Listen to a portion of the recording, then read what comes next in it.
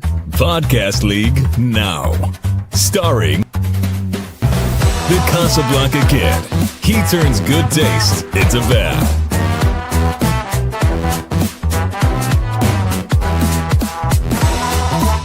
Movie hero. He has a stutter, but he's smooth like butter.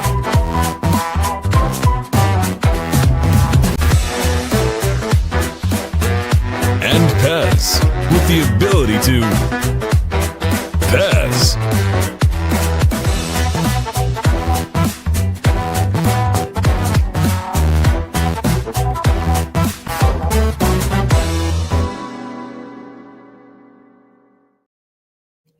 Well, welcome to Podcast League. Now, this is our week of 2024. All week long, we'll be covering stuff from the year of 2024. We waited a little bit longer until near the like mid to end of January, so we could have some time to play a catch up, which I'm really glad because I was cranking out about 4 movies a day over the last like 3 or 4 days because I really wanted to get to 100, and I did it. I saw exactly 100 movies, so I'm excited to talk about it. And what we're going to do here is we're going to talk about everything outside of our top 12. So we'll get into our top 12 in a deeper discussion next Sunday at the same exact time, 9 p.m. Eastern time. But tonight, it's just all about those ones that didn't quite make it, but they're still really good and worth talking about. So it should be a fun time to get into it. So, I am your host, Jordan, the movie hero Anderson. And, we got a fun panel here that has kind of been on this journey. You might have seen some of them on our worst of movie podcast. I wasn't there because I don't see quite as many bad ones. I've seen some bad ones, but they're kind of more the expert on the bad ones. So we'll start with my co-host Austin Pez Howell. How's it going? Yeah, I think it ended up being a pretty solid year. I think I had way more positive stuff than I had negative stuff on my overall list. But yeah, tonight, I score stuff out of 10 on my note app. So it's like, these are all like those 8, 8.5, maybe in a few 9s, just not quite up there, but very, very good and worth talking about. I got a lot of entertaining movies on my list I want to bring up tonight. Yeah, sounds good. And also, I'm just curious. So I saw exactly 100 movies. How many movies have you seen so far? Do you have a count, Austin? I'm up to 120. Yeah, so I'm sure I'll squeeze in 1 or 2 more. If something like makes the championship episode, like we're starting our tournament this week, and I haven't seen it, I'll try to squeeze that one in before the tournament, that sort of thing. But just about everything I've really gone out of my way to see, I got to see. So, all my real priorities. Nice. So I've seen just about anything that would probably potentially make my top 12, let's put it that way. So I think I'm pretty good. Nice. But I beat last year by about 7 or 8 movies. So I did beat last year. So I'm doing pretty good. And I feel like this panel is kind of like from our community, most of the people that have seen the most amount of movies. So yeah. So I'm just happy that this week on the tournament, I will have seen most of the movies that'll pop up. I've seen, so I'll be very happy about that. We'll talk about the vast majority of them. But another guy who's seen a lot of movies below me, Wolfman, he sees all that film festival stuff too, and all the screeners and things. A lot of these will be film festivals and screeners that I've gotten to see, so that'll be really fun. And it's not. And don't forget, I also sit there and watch a lot of Tubi stuff like Death Web and and so it's like so I'll sit there and watch a fellow to fill in. Some Gagulia tapes. I remember you. Some YouTube movie that nobody's ever heard of that even Google doesn't know. What the may or may not be real movie. Yeah, but it's kind of wild. But I wanted to try to top my record from 2021 because 2023 last year or not 2023 was lower for me than usual. It was still high. It was, I forget what number it was, but it was high up in the 100s. But 2021 I saw 194 movies. So I was like, I want to try to top that. Ooh. And so I did. And I got so far 210, and I still have more that I'm working on. Oh man! But it's I didn't think you would double me. So it's been a really good year. I honestly, as far as the overall year goes, I actually have liked the overall movie. I think my number 1 of 2023 might still be the best number 1 I've had in a very long time. But I think when it comes to the overall movies that have come out, I might have liked 2024. Overall better than 2023. It's been a really strong year. So yeah. Well, we also have Mr. JPO. How's it going? Mm-hmm. Hey, doing just dandy. Yeah, I got it. Just give me a fucking second. I'm at 128.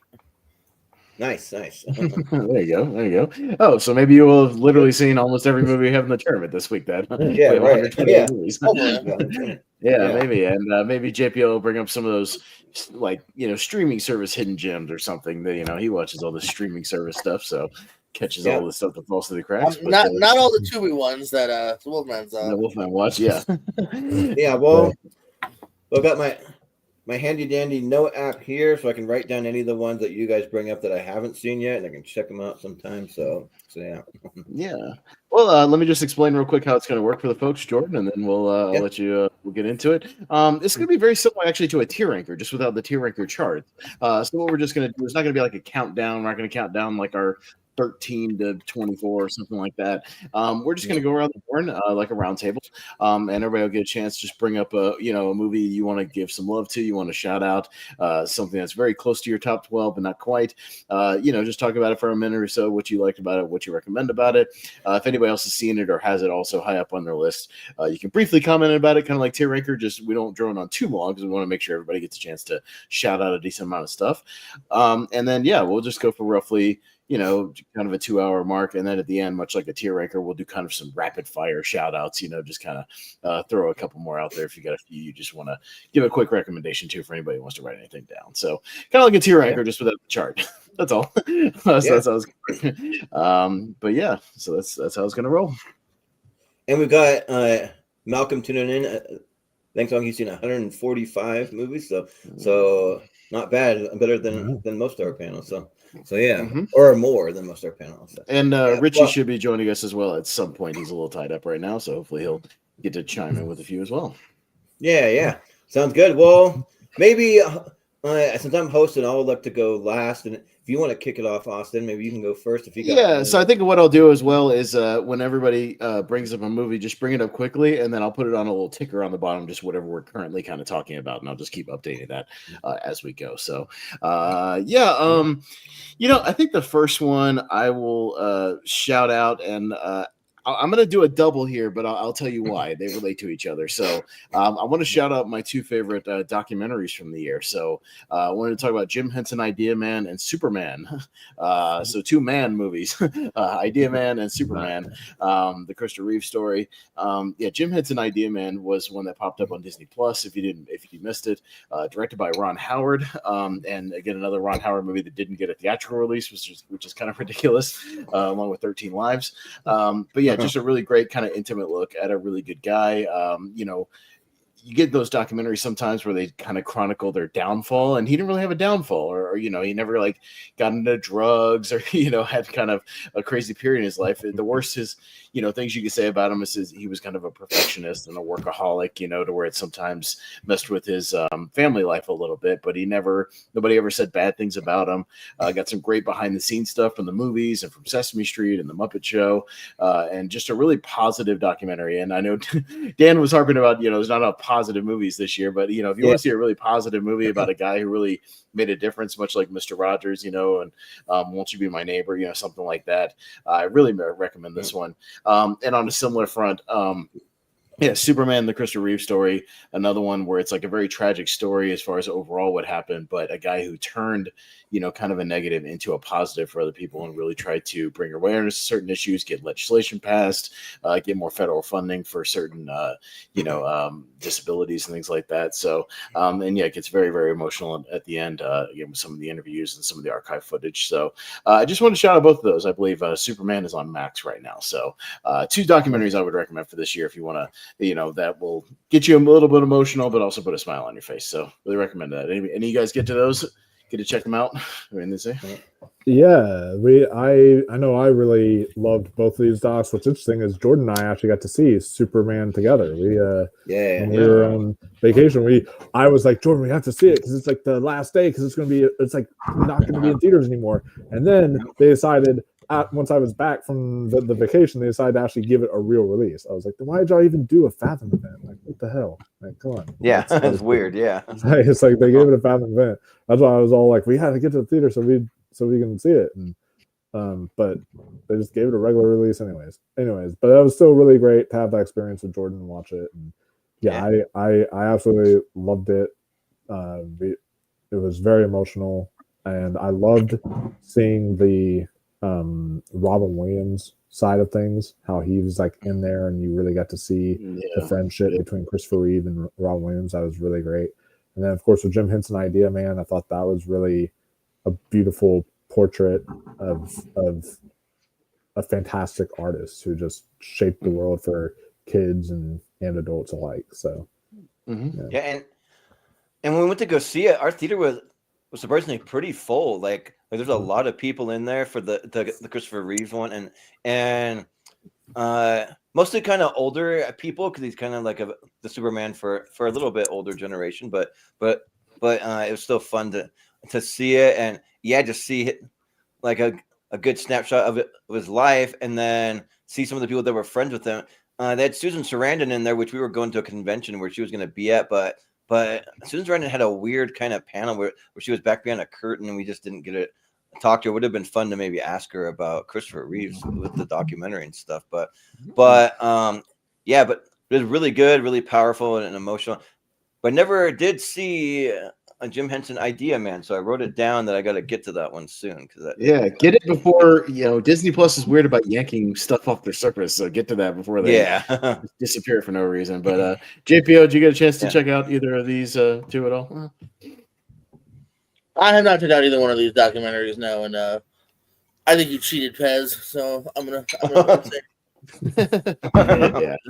You can bring up two if you like.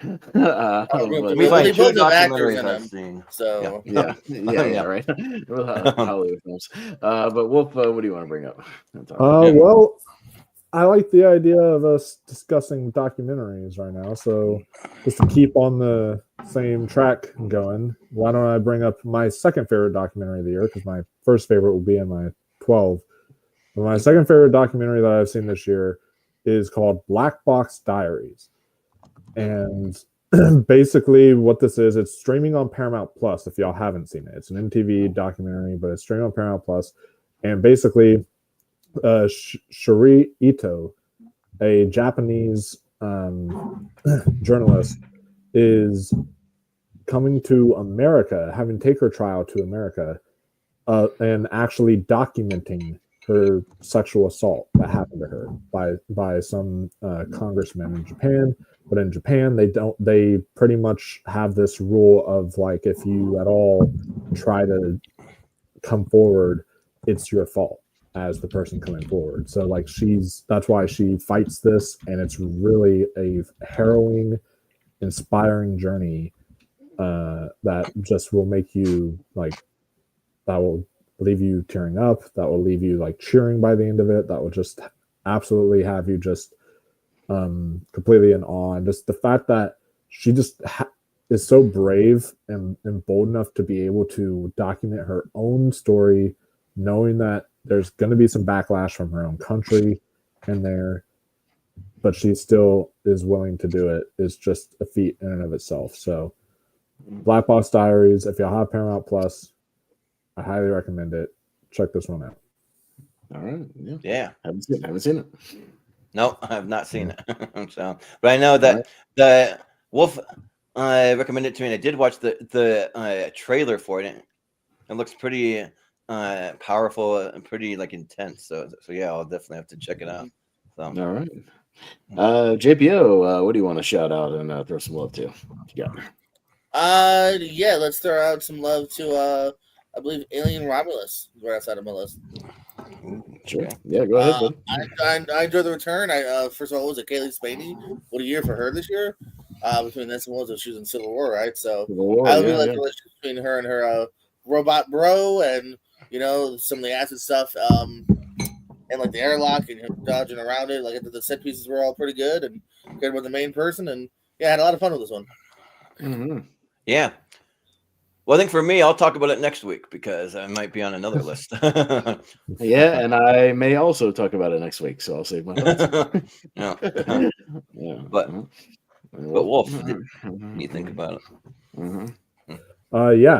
Alien Romulus, I'm not going to be talking about it next week. It's definitely an honorable mention for me, but I loved it. I thought this was a really good kind of return to the Alien of old, like the Ridley Scott and like James Cameron Alien movies that we've had, which is really nice. I mean, the Prometheus stuff, I know there's fans of it out there, but for us who aren't really fans of it, we've been wanting things to come back to the fold and have it like this. And Fede Alvarez did such a good job directing it. And I do have issues with some of the fan service in here. There's just a couple parts like where they're like referencing the Aliens line where he's like, let go of her, you bitch, or whatever. I was like, really? Like that really is before Aliens. Like it doesn't even make sense. Are you saying that like the android was the first person to say it? Like, come on. Like it's like there's like a couple little on the nose little references that they throw here and there. But other than that, I thought it was just the atmosphere, the effects, the sound design was absolutely incredible. Kaylee Spaney is having one hell of a year between like Civil War and this, and now she's going to be in the new Knives Out. So like, yeah, really, really strong and really, really good movie. There you go. Yeah. Alien Romulus. Yeah. And well, like I said, Jordan and I will talk about that next week. Exactly. Yeah. All right, Jordan, what do you want to give a shout out to? So I want to just shout out because I know that like Dan on our other show just talking about some like we have mostly downer movies. I want to talk about probably my favorite family movie of the year, and that's Sonic 3. Like I saw that movie and I liked it that much that it ended up in my honorable mention, and mostly for the Jim Carrey of it all, because this may be Jim Carrey's last franchise we're ever going to see him in. And man, is he given everything. He just like was like born to play this Dr. Robotnik character. And like on paper, it just seems like a movie that's like not going to be for me. I'm not going to really like love it. But I grew up playing these video games and just like seeing like there's a particular scene where he's like going through all these laser things and it's like him, the younger version and the older version. They're doing like these like crazy dances and like I was laughing pretty hard. And then I was with my younger nieces and nephews too. They were really loving it. And then even the voice cast here, like the only one that kind of takes me out a little bit is Keanu Reeves, because it just seems like it just, when you hear the voice of Shadow talk, it just feels like Keanu Reeves talking and not that character. But like I think Ben Schwartz works great as Sonic, and then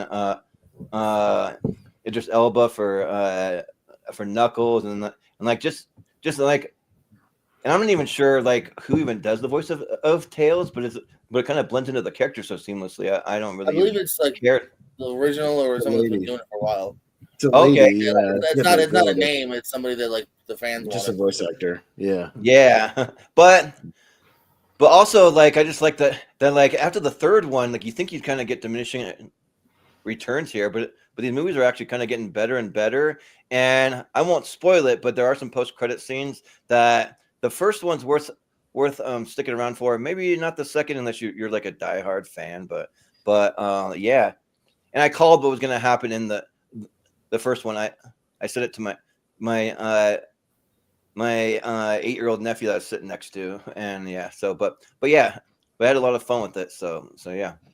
Sonic 3. I saw Sonic 3 a couple weeks ago, and yeah, I was surprised at how much I really, really liked it. Like, it almost made my top 12. Like, I thought it was great, extremely entertaining, easily to me the best of the three. I think this one they finally kind of been let loose a little bit, especially Jim Carrey. Yeah, they kind of like took the chains off of him, just let him kind of do his thing. Yeah, he's playing dual roles here, but they're just distinct enough to where he has great chemistry with himself, I guess. As the grandpa Robotnik, and he's really, really good. Yeah, they each have a different thing going on. I like the fact they pushed kind of the human characters to the side. I think that's what this, we got all the fish out of water stuff kind of out of the way, and we just let the Team Sonic be Team Sonic. You know what I mean? We let Shadow be Shadow, have a nice backstory, that actually gets you and sneaks up on you. I was surprised at how really entertaining I thought it was, to where, I'm going to go back and watch this one a couple of times, actually. Easily the best of the three for me. I think they've only gotten better. But and also the movie has a lot of heart too, because you get a decent little backstory for Shadow too that kind of has some heart in it. That's what I mean. Yeah, with the girl. Yeah, it's really good. Yeah. But Wolf, what do you say? Oh yeah, it's easily the best of the three. Jim Carrey. What's better than one Jim Carrey? Two Jim Carreys, right? Yeah. We get two Jim Carreys here, just giving it his all and just giving it 100%. If this was like his last performance, I'm not going to be upset. Like, this is a way to go out. Like, because I know he said that he's like Poppy Seed character, like he's using all those funny names, Pop Tart, and Poppy Seed. It's so yeah, because I know like he uses like improv for a lot of this, so I'm wondering just like how much of this movie was just the two Jim Carrey selves just improvising, and it's just really fun just to see that dynamic of him and himself working together. But also, yeah, like you said, Shadow's great. I will say there's like direct references to John Wick. Like there's a scene where he's like in the rain and Shadow's like walking in the rain. He has like a pistol or whatever. Oh yeah, he has a pistol. That's right. Yeah, and he's like, and as it's like raining or whatever, and I was like, this is he's just Shadow Wick. That's what he is. Again, why does he have a pistol? That's a little kind of weird, but yeah, it's a reference kind of. But it's great, and the post credit scenes were really fun if you're a Sonic fan too. So really good movie. Yeah. Probably the best video game movie of all time, I'd say right now. Yeah, maybe good. Yeah. So, JP, did you get a chance to see Sonic 3 at all, or any thoughts? Nope. No, I want to know just bad timing for that. I didn't see much in December. Okay. Yeah. Richie, we've just been getting through a few. We're going around the horn here, but did you get a chance to see Sonic 3? Any thoughts about it? No, I haven't actually had a chance to see it yet, but I will. I want to. Okay. No, for sure. What's the best of the three? So if you get a chance, check it out. Yeah, it's very, very good. All right, so let's keep going around the horn here. So, by the way, Richie, we've talked about Jim Henson Idea Man, Superman, the Christopher Reeve story, Black Box Diaries, and Alien Romulus, and Sonic 3 so far. So if you had any of those on your list. Black Box Diaries. What's that? It's a documentary. It's a documentary. Guess who brought that one up?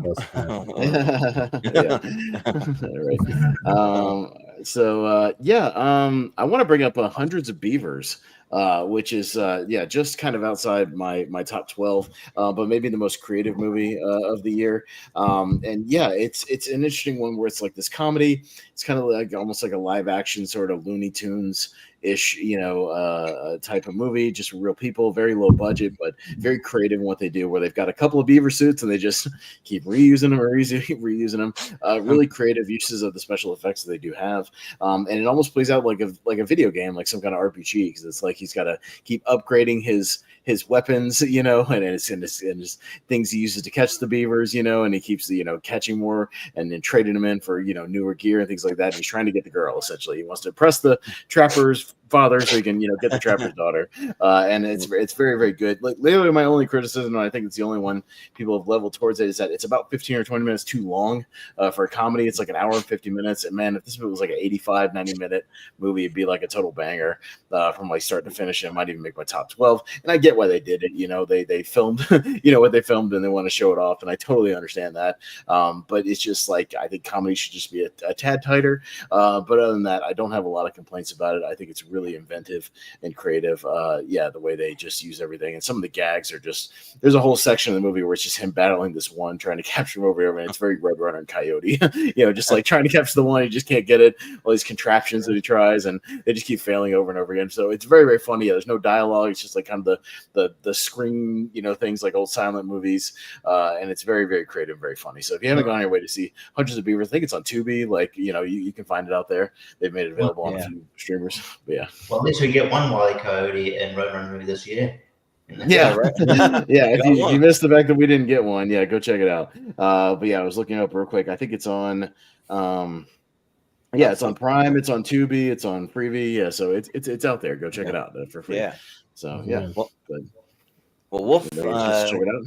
Yeah, Hundreds of Beavers. I loved Hundreds of Beavers. When we did our halfway through the year list, it was on my 12 at the time because I absolutely had a total blast with this. It made me regret, though, not like travel. I would have traveled to see this in the theater if I knew I was going to have. I had a chance to, and I missed it. It came out at my Grail movie house for a week, and I missed it. But I would have liked it, yeah. Because apparently, like this has had some packed showings. Like people will just show up in droves to this movie. And I talked to one of my team members about the whole stupid Golden Globes category that like cinematic box office achievement, and we were like saying like, why would you throw stuff like Gladiator 2, which wasn't either of those in there, and like not throw in something like Hundreds of Beavers that like for such a low budget it like made its money, and it also was a cinematic achievement for what it was able to pull off and the way that it did. It's just really fantastic. This is like the underdog story of the year for me. Was this little movie? It's a great homage to the silent era of film. So, and it's one that every single time I watch it, I always catch something that I didn't previously. I do agree it's a little too long, but other than that, it's like. But it's like a minor, it maybe knocked off a point for me just because I thought it drags a little bit near the end. Like I was just kind of ready for it to wrap up. But a little tighter, man. It'd be in my top 12, easy. Yeah. JP, you get a chance to see Hundreds of Beavers at all? I did not see Beavers yet. No, I know it's been loved. I do want to get to it, but it's another one that I just haven't gotten to yet. Okay. Yeah. Richie, you see enough? I haven't, but I looked at just purely because of availability. But I looked it up, and over here apparently it's on Shudder. Oh yeah, Malcolm said that it's on Shudder. Yeah, the horror service. That's weird. It's not a horror movie at all. Yeah, it's odd. Yeah, so I'm like, okay, so the Beavers look a little creepy sometimes, but so I can watch it there at Shudder. So yeah, sure, I'll watch it there. So I just didn't think it was available, so I haven't got around to see it because it's hard to find it. It's not on Howell. I thought Tubi Library was different in Netflix and that was Universal, but. No. Also want to put out there. I just looked up on YouTube. It's free with ads on YouTube as well, so they've made it pretty available. Okay. So there you go. Yeah, so not bad. So it's out there. Yeah, they pretty much put it out there for people to check out. So there you go. Yeah. Well, so I have seen it, but I might be talking about it next week. So I don't want to spoil my whole list, but that might be another one. So okay, so fair enough. We'll save your thoughts for next week then. Yeah. All right, Wolfman, what you got next? All right, I'll go back and forth between one y'all have heard of, one y'all haven't, one y'all heard, one y'all haven't. I'll make it even this time. So, the one I'm going to go with that y'all have heard of is one I just mentioned with JPO on the Rankum earlier, and that was Dee Dee. Is one I want to mention, which is, it's from director Sean Wang, who I was a huge fan of his after Nine and Waipo, which is a documentary short that was nominated for Best Documentary Short that he did. That was like 17 minutes long. If you haven't seen it, 17 minutes. I highly recommend it. It's just an easy watch. But he does Dee Dee, and he actually brings his own Nine from Nine and Waipo into this film. So it's like kind of fun to see like the family stuff working together in his feature film. But it's a beautiful coming of age tale that's like in the vein of like 8th grade meets like mid 90s, because he's basically trying to navigate going into high school from middle school and the pressures of that time. And this is like 2008. He's like 13 years old.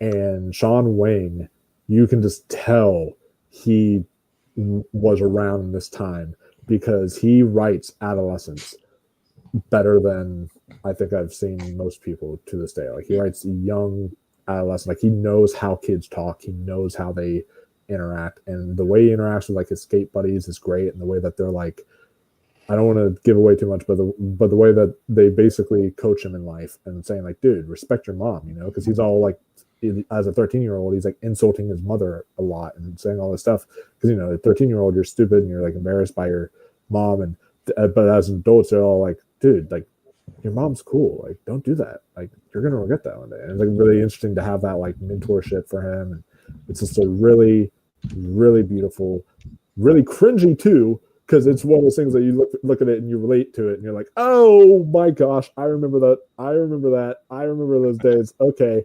Like that kind of cringe, but it works really well. and is an absolute blast. So Dee Dee is Mm-hmm. Yeah. Well, JPO, have you seen Dee Dee? Dee Dee. Mm-hmm. No. No, I have not. I think Wolfman knows that from trying to get on the last show we were on.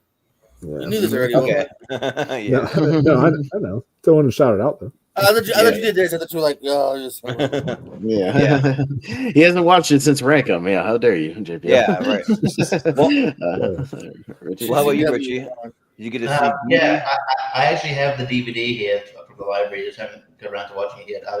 I'm really OCD. I mostly didn't watch them in order from when they had to go back. So got time. So but yeah, I haven't watched it. I will say it's easy for you to probably go, oh, I remember that.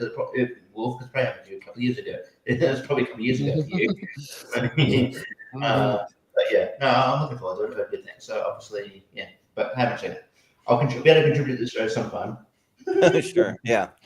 Well, so I have actually seen Dee Dee. I thought it was great. I mean, it's a little lower on my list. I have it around the 40s or so on my overall list, but still a really good movie. And they do a great snapshot of like 2008. Like they show like the early version of Facebook where it's a little different than what we have now. And then he's like sending messages back and forth and all that. And then like I love all the family dynamics too, because you have so many different characters with like the mom. You think the mom's a bit of a pushover, but then like near the end, you find some more about her relationship with her son. And then you have the grandma that's like the overbearing kind of do this, do that. Why aren't you doing this? Just yelling and saying they need to do all this stuff. And then you have him fighting with his older sister, just back and forth. And like you think that they don't really like each other, but then when it's time for her to maybe leave the house, they kind of have a little bit of a moment like near the very end. They even almost don't, like right when she's like about to leave, but then like later on they actually do. And then yeah, just seeing him with his skate buddies, like that's a lot of fun, because I've always been kind of skate culture adjacent. Like I had a skateboard growing up and I went to skate park, but I was never very good. Like I was a terrible skater, but I could like ollie and maybe like I was lucky if I could land one kick flip or something. But I've always appreciated the culture. Like I watch a lot of skate videos. I watch Tony Hawk's podcast like almost every week. It's really good. So yeah, but the movie's really good. A really great coming of age movie.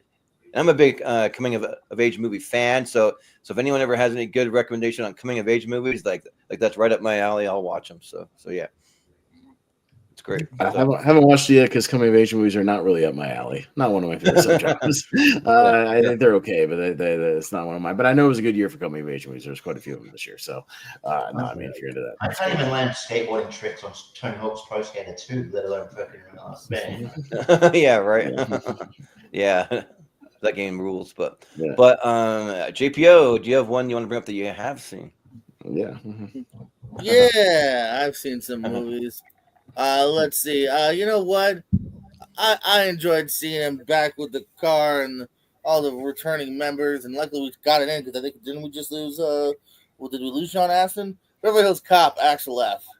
Okay. Oh yeah. I enjoyed it, man. Like I said, we got everyone back. Got some Judge Reinhold. He's got a daughter now, which is funny because there's an unaired TV pilot where he has a son that he's estranged from. So we mixed it up a little bit. But yeah, I don't know. I felt like this also could have been a fun theater movie here because they have the budget. There's some crazy stuff with an airplane. I'm a big Joseph Gordon-Levitt fan as well. So yeah, my vote for not vote. You know what I mean? I really enjoyed Beverly Hills Cop. I thought I would. Yeah. Sounds good. Richie, what do you say about Beverly Hills Axel F?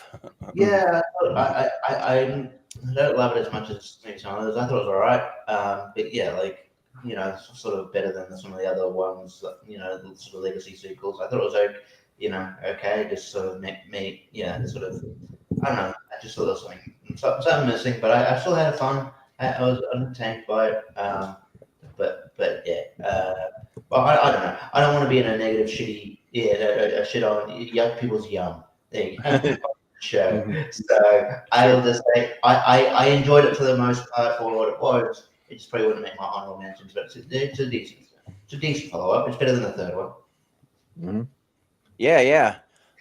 Well, I definitely have Beverly Hills Cop Axel F in my honorable mentions list. I thought that it was great. Like it's probably maybe even my second favorite Beverly Hills Cop movie after the original one, because it's just tough to beat that original. But it's fun just to kind of see him back with everyone, like just like when he sees the like Chief Taggart and like the rapport he has with him, and then like I'm a huge Judge Reinhold fan, so he's always great. Or when you see like Sergey back, like just all those characters, and even Paul Reiser, it's a lot of fun. I think that the action works, most of the jokes hit, and there's a little thing where like I think that it's a cameo from Shooter McGavin in Happy Gilmore, because he sees what's his name, Christopher McDonald, like on the golf course. He lands like a helicopter there, and then he comes up and he's like yelling at him like I just like to think it's him. I don't know if it is, but yeah, there's a lot of fun stuff, and like when I was watching it, like I was like yes, Eddie Murphy's back. Like, hopefully, I hope that he's back because I hope that he does some other great movies. He's been kind of hit and miss, so it's hard to say he's really back. But I hope that he's like back for like more fun stuff like this. So we'll see. But yeah. I haven't seen it. I'll try to watch it I know it's in part 1 tomorrow, so that may be the one I squeeze in tomorrow while I'm because I am on vacation this week, so I've got some time, so I may squeeze that one in tomorrow afternoon before the, tournament. Luckily, that and Bad Boys I missed, so I may watch it. Bad Boys. Luckily, it's on part 2, so I can wait another day or two on that one. I may watch both of them because they're both on Netflix, I believe. So I'll try to check them out this week. Some good buddy cop movies, yeah, yeah, but I haven't seen it. But Wolf, have you seen it? What do you say? No, this was one I also missed when it was on Netflix, but I'll try to get around to it tomorrow. Yeah. Or while it's about hey, you never know. Well, just when people were talking about it, I feel like I missed the period of time when people talked about it and then like just kind of moved on. It's like because that's what happens with a lot of Netflix stuff. They're on there for it's like remember people were talking about Carry On, and now we've like moved on with our lives. Yeah. So it's one of those kind of deals, and so I haven't gotten around to it, but I'm off tomorrow, so I'm gonna try to see like that and maybe like Rebel Ridge and a few other ones before the episode.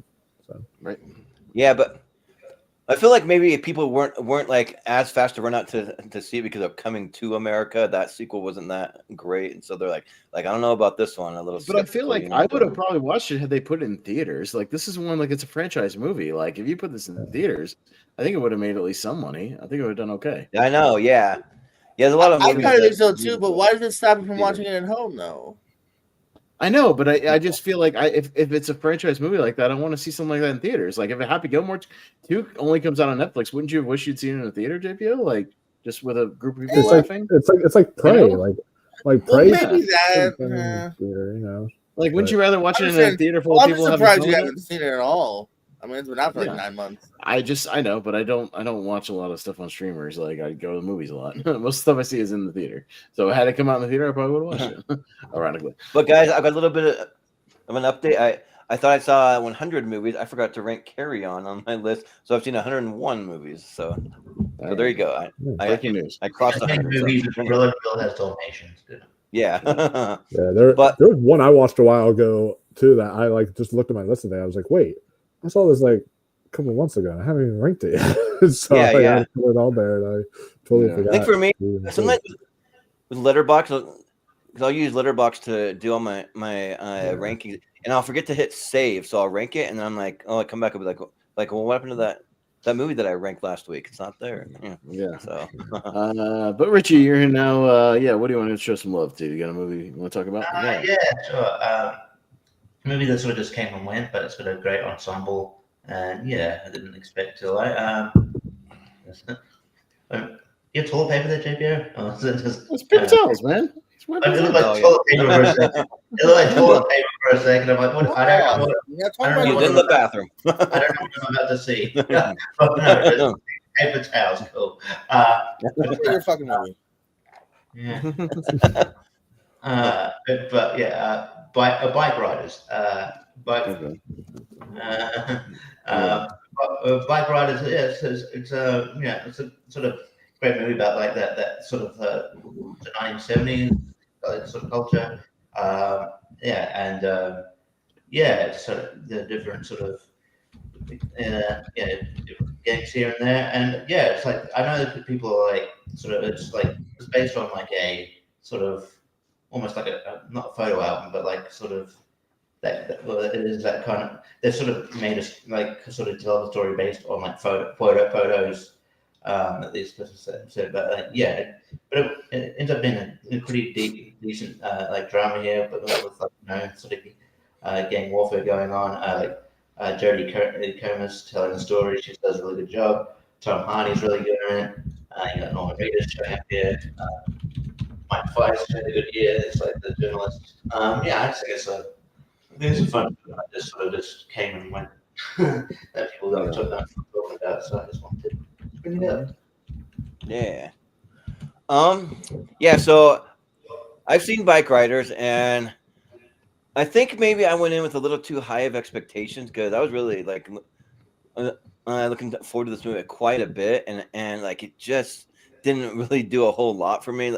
Like it was good, but I didn't really like love it. It doesn't really quite make my honorable mention. I have it ranked at 64 officially out of 101 movies that I've seen. But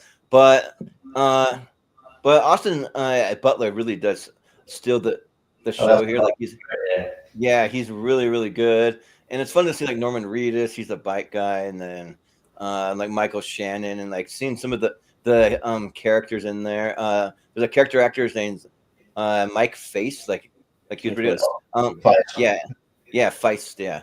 But he was pretty good, and yeah, like I thought that it was good. I was just thought I would just really love it, and then like I just remember just being like, that was all right. So yeah, but yeah, but it's still like worth checking out. Like it's not a bad movie. It's definitely a good movie for me. So yeah, but Austin, what do you say? It was in my top 12 probably in the first half of the year, just because again I think there was a better second half of the year than the first half of the year. But yeah, like when we did it halfway of the show, it was probably like number 11 or 12. Yeah, just kind of a good kind of hangout movie, just these motorcycle gangs, and kind of the rise and fall. And it's more the rise and fall of the gangs with the culture, because as they're coming out of the 60s and the hippie stuff, like it kind of fell to the wayside a little bit, as just the decade changed. But yeah, a good cast of character actors throughout. Yeah, I didn't even know like Norman Reedus was in it until he showed up, and I was like, oh, that's Norman Reedus with bad teeth. Like, okay, I'm down and a kooky beard. Michael Shannon telling weird stories, just being a weirdo, around the fires and stuff, and he's fun. Yeah, no, I went to see it with my dad. He's a big motorcycle guy, and we both had a good time. So I definitely recommend it. It's good. Yeah. Mm-hmm. Well, Wolf, what would you say about the Bike Riders? Yeah, the Bike Riders I saw as like the Monday Mystery movie they had for that day, and it was really solid. I thought it kind of had that Easy Rider, those movies from like the 70s that were like biker gang movies that had that kind of vibe to them. And Jeff Nichols, who directs it, is an extremely underrated director. Like maybe the most underrated director right now. His first movie is like not what 9. It was his first movie in 80s, as far as I know. Like Midnight Special. He did Mud, Take Shelter. Like he's done so many really excellent films, and just knocks it out of the park each time. And while this is one of his weaker ones, it's still really good. And Jodie Comer was the one that stole the show for me. I thought Austin Butler was still kind of doing his Elvis voice. He was still good, but he was like still was doing his Elvis voice a bit here. And then the only thing is I couldn't get past Tom Hardy's like squeaky kind of voice he had, that weird accent he was doing. That was kind of strange, but everything else really loved it. And Norman Reedus looks like someone who you didn't even have to like cast for this. You just pull him out and say, hey, do you want to just take your motorcycle here and your vest? Because he looks like straight out of a biker gang. Like it's kind of perfect. Yeah. I wouldn't be surprised if he was in a biker gang in real life. Yeah. But yeah, Cool. So I guess JPO, I'm next. Any thoughts on the Dark Riders? Oh yeah, that's right, GPO. Yeah, I'm here. If you guys right. want. Sorry. Yeah. No, I dug it too. Yeah, no. Shout out to the director as well. I'm a big fan of Midnight Special and Mud. He books Michael Shannon. I always works with Michael Shannon, so I feel like Michael Shannon didn't even have a part, and he's like, let's write something for Michael Shannon, or just Michael Shannon show up and say some shit. But yeah, no, it's a fun cast, and I it's definitely, like I said, this is the kind of perfect territory for this movie, because like I kind of felt like it was a little bit too much fleeting in some areas, but it was really fun moments along the way. So yeah, I dug this movie. Yeah. And shout out to Australian actor Damon Harriman too. He's in it. He plays one of the co-leaders of the gang. He's also in Once Upon a Time in Hollywood as he's Charles Manson briefly. Okay. He's in a couple other things. He's good, man. Nice. So now we're back to me, and I'm just gonna bring up my next one, but just going like this because I have Furiosa, a Mad Max Saga on my next one. So, and there's another one that I saw with another member of the panel here. Me and Austin saw it. We saw an early screening, and it was awesome because they had people in Salt Lake where we went to go see it that like went all out. They like dressed up in really cool costumes, like they're like cosplay, and then they had cars that just some local people made. They're like they're ripped right out of the movie. It's just really cool that they put it those early screenings on by a local radio station, but then also there's a theater chain called Megaplex there that's like pretty cool. So they do it. But yeah, and the movie, like I think maybe not quite as good as Fury Road here, because that movie is like an all-timer for me. Like that movie just blew me away.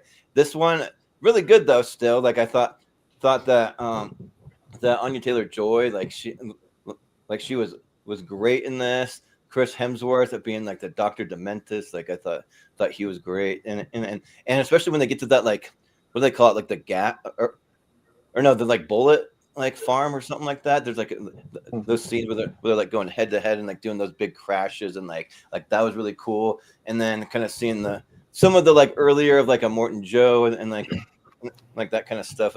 A lot of fun, and like just a lot of more vibes that you get from Fury Road, and I thought that it was a lot of fun here. So yeah, I got Furiosa on there, a Mad Max Saga, which I don't know why they needed to put a Mad Max Saga. They could have just said that's a thing now, you know. Yeah, they Ballerina from the world of John Wick, and whatever the fuck. Yeah, we just they're trying to do that to make their box office good, but it clearly didn't work for Furiosa.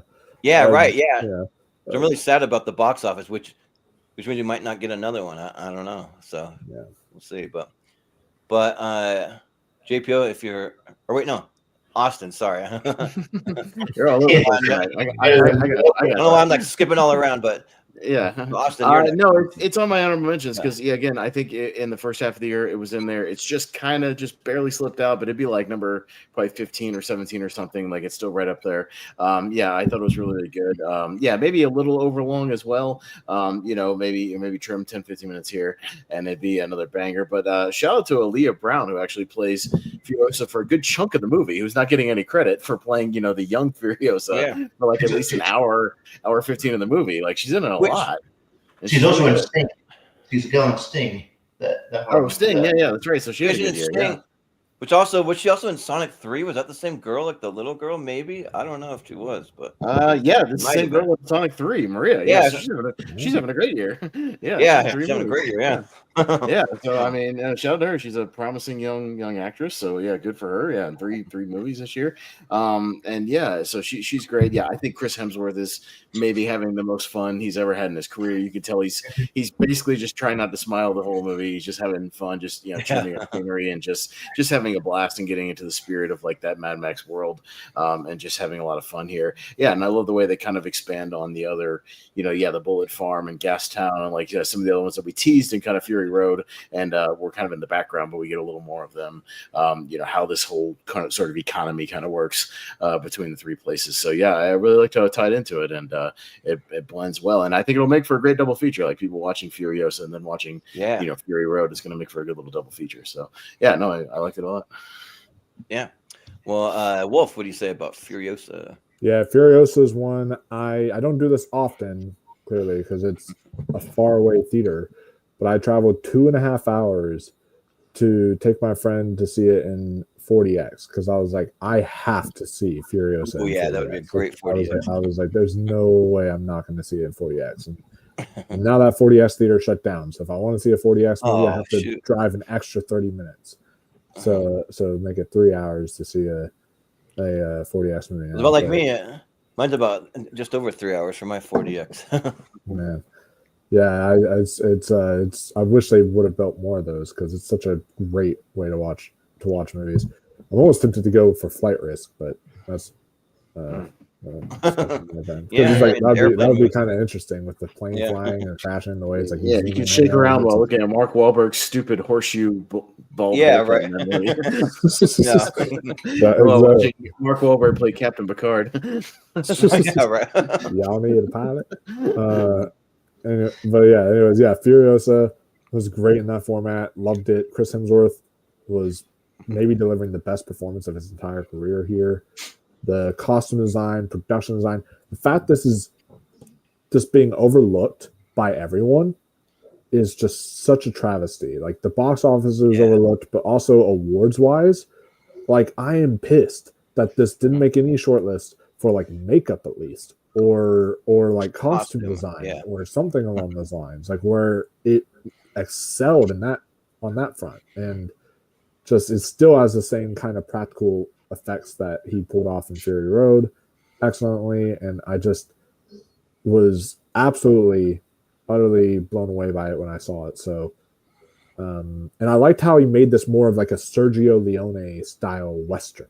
You know, the first one was a high octane kind of edge of your seat action film. This one had those scenes, but it was mostly like an old timey Western revenge movie, kind of almost. Yeah. Mm-hmm. Well, I think a lot of people were looking for like more of the exact same that what they got from Fury Road, and you get some of it, but you get some differences. So, and I don't know if everyone loved that or not, but I did. Yeah. So, but JP, thoughts on Furiosa? Yeah. I'll just say punt. But I will say one quick thing. I did see in 40X, which I didn't even know what that was. So it was a real surprise when I was like, what the fuck is going on? Nice. Nice. I saw Dune 2 in 40X, and man, they jarred the hell out of my back during that whole thing, man. It was rough. I don't know if it was like turned up extra, but I did not actually enjoy the format at all. See, at least with Furiosa, there's actually periods where the 40X like will stop. Like it's like the slow moments where they're like kind of just like having conversations and then they're like kind of talking. It'll like full on stop, and then it'll like jostle you like during the action sequences. And there's only like 4 of them, but you're like, oh my god, it like jostles you a lot. It's really great. Yeah, I saw it for A Quiet Place Day 1, and like that does the same thing. Like when it gets intense, it gets really intense, and then in other parts it just like really slows down. Yeah. So Richie, I was being Furiosa. I'd totally be a dick and gaslight you. Like, what are we talking about? My chair's fine. What are you doing? I think it's just your chair, man. I think it's just anyway. 40X. I think 40X is like very. I think it's just sort of rolling out here. But yeah, I wouldn't mind going there. But I think that would probably get annoying after a while. Probably. But yeah, let's see. I don't know, romantic comedy in 40X. Oh, yeah. They do have some horror movies in 40X. Like I don't get why Scream 6 was in 40X and like Wolfman. Yeah. Like what are those going to do in 40X? Yeah. Like, really? Wolfman is a very like quiet movie until the end. So like I don't think that would be very exciting in 40X. Yeah, Wolfman is in 40X. It's quite slow. It's the one with a knife that comes out and tries to stab you, and that's what it is. Stab. Ow. But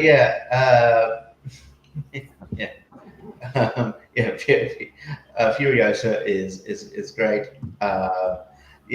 Chris Hemsworth, like you said, is having a lot of fun. Just turn the scenery. Shout out to like all the some of the Australian actors in this movie. The great Australian character actor David Fields, who's at the start, who kidnaps Furiosa. He's also in Mortal Kombat, but it's quite funny. It's like the meek sort of like the very wussy kind of dude who. And then Angus Sampson, who you'd probably know, John, from like Insidious and a few other things. Oh yeah. And also shout out to Quake Richie and Nathan Jones. Show him some respect. Nathan Jones, and he says stuff in this movie. Yeah, he actually best role he's had, I think. Yes, he says stuff. You got Nathan Jones. You got there's a kid in this movie that kind of went viral because he was getting like a few years ago because he was getting like bullied in school, and then he grew up, and now he's got his acting career. So his name's Quaden Bales. He plays a dude who dropped that kid in the tank, the truck thing that drops the bombs. oh yeah. Yeah. So no, this movie is really fun, and I'm sad it didn't get more of an audience because I want to see more. I want to see the Wasteland. That's what's supposed to do. It's supposed to be the Wasteland. I want to see that, but we can't have nice things. Okay. It's a really good movie. Yeah. Sounds good. Well, Austin, you're up next. Well, JPO, maybe you can join me for the love of this movie because I know Jordan Anderson won't. Let's talk about The Sandman. Let's talk about Spaceman, a movie that's gotten forgot about. Spaceman, again, a really good, interesting Adam Sandler performance here. I love trippy sci-fi stuff, and this one is definitely trippy and weird and feels kind of like a Black Mirror, it's kind of episode again, sort of stretched to a full length. Adam Sandler by himself on the spaceship, on this mission, and talking to a talking spider who may or may not be there, maybe in his head, may not be in his head. We don't really know, but a great voice performance from Paul Dano, and I think they got really good chemistry with each other and how they kind of just give you bits and pieces of information, and then it gets really trippy and weird.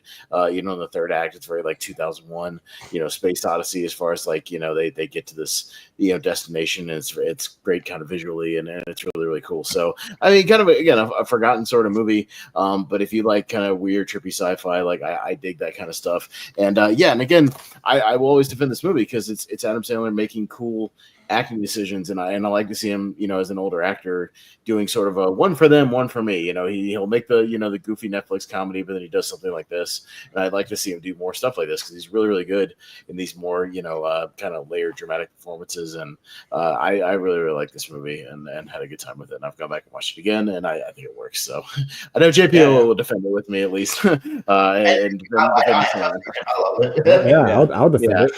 So people, and then we'll just skip Jordan's thoughts. So we'll just move on. All right, might be the only one in the negative. I loved this spider ASMR. I thought this was really fantastic. That's what it basically was. You could use this as you could use this sort of as ASMR. His voice, the way he's talking, I'm talking so like this, trying to get you to go to sleep. It's okay. It's really, really wow. But yeah, no, I went to sleep watching it. I thought, if it's not on your list, Jordan, you can just let us gush about it and we'll just move on. Sure. You don't have to be Debbie Downer on the episode. No, if you want to talk about the worst, you wouldn't want to be on the worst episode. You said that one out, so let us know. That's all right. I just had a joke that fit right there. Sorry. I thought it was really solid. I thought Adam Sandler did an excellent job in his performance, and him and Paul Dano's oh my god, Paul Dano's kind of chemistry that they have working together works really well.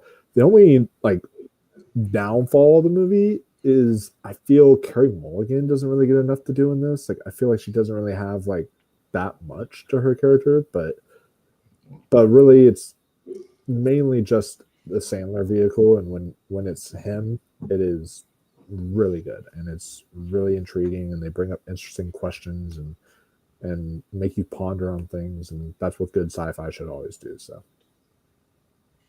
JBO, help me out some love for the Sandman this year. It was a good one. It was I was looking forward to this from the get-go, hearing about this movie and then seeing that it's another dramatic turn, and shout out to Sandler as well. This is a different layered performance too. This isn't not him going back to Uncut Gems or Rain Over Me. This is again a completely different human being, and I think he does so well in it. He does really good. It is a bit trippy, but I like that part about it here. Again, I wish I loved it a little bit more. I wish this one was in my top 10. It's not. This is kind of right in the area. It's honorable mentions. I like that we're doing this. I agree. It's right in my honorable mention kind of territory as well.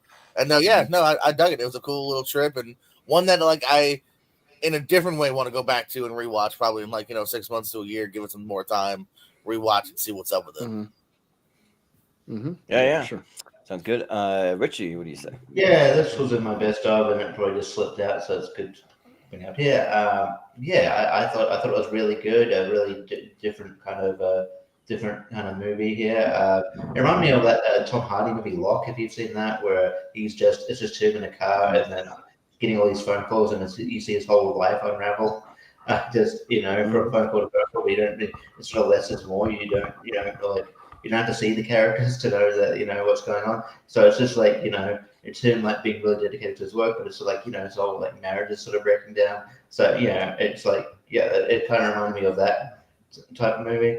But and I think like Paul Dano is great. If I forget it's Paul Dano half the time, like he's got a great voice performance as Manouche.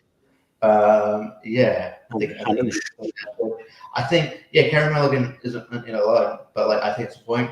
Like it's supposed to say M10 like vehicle. I think but I think she's good at what what she's been given here, and I believe they're a believable sort of couple. But I think it's a really strong film that I think should have got more love. So.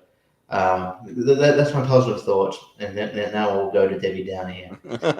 Well, I'll say Houston, we have a problem. And this movie just like I won't really say like be too negative here, but I'll just keep it brief. But like it just bored me to tears. I just didn't care. I didn't like a spider in space. Who cares? Like I'm just people in spaceships like talking. And that's what it is. And there's just nothing happening in this movie. Nothing. They're floating around in space for 2 hours. There's a spider, and he talks to a spider. Great. Like, he's losing his mind on the way to this mission. It's not nothing. His marriage is falling apart. There's a lot of marriage is falling apart. Yeah, I mean he's losing his shit. Like whether or not he's gonna die out there. Yeah, because he's losing contact with like the home planet and shit. Like there's a lot going on out there. Yeah. He's having surprises. Yeah. For me, it makes my top 12 worst of the year. I just do not care about it, so I'll just leave it at that. I wasn't mad at you too. You said that. Yeah. It is. P. Usa. Sorry. All right. Now you're just being silly. Yeah. Come on. But anyway, but we'll add just real quick that like I mostly tried to avoid most bad movies this year, so that's probably for lack of seeing like worse movies. So that's probably why. So yeah. All right. Wolfman, what you got? I'll save this one for a little later, but I want to try to show some. Jonathan Caro is with me here. Sorry, he didn't love it either. He's with me, so. But we admired Adam Sandler taking a swing for this kind of story. Jonathan, is it in your bottom 12? That's where I'm a little. Come on. Yeah. Come on. You didn't see enough movies that it's in your bottom 12. Sorry. Watch more stuff. Watch more bad movies. It's way worse. We just saw the good stuff this year. I saw 101 and about like maybe 20 were bad, and that's it.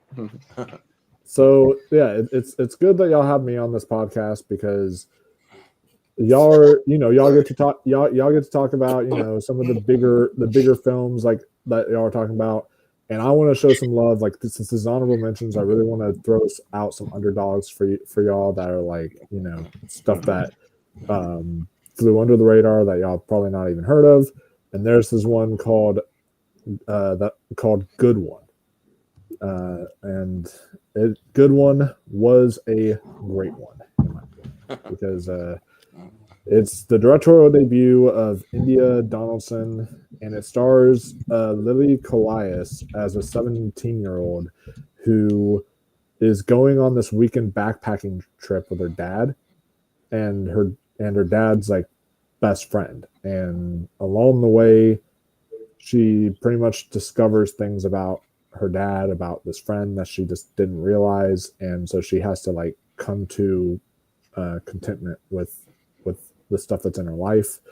And as somebody myself who is, not only do I love backpacking, I love going on camps and stuff like that, I connected it on that front, but also as someone who just has my own personal kind of feelings towards my dad that, especially because in this movie it's a dad of a divorce, so it's one of those kind of situations that makes it more touchy for me because I've had my personal issues in the past, but I try to connect the best I can with my dad, and that's why it really hit close to home for me.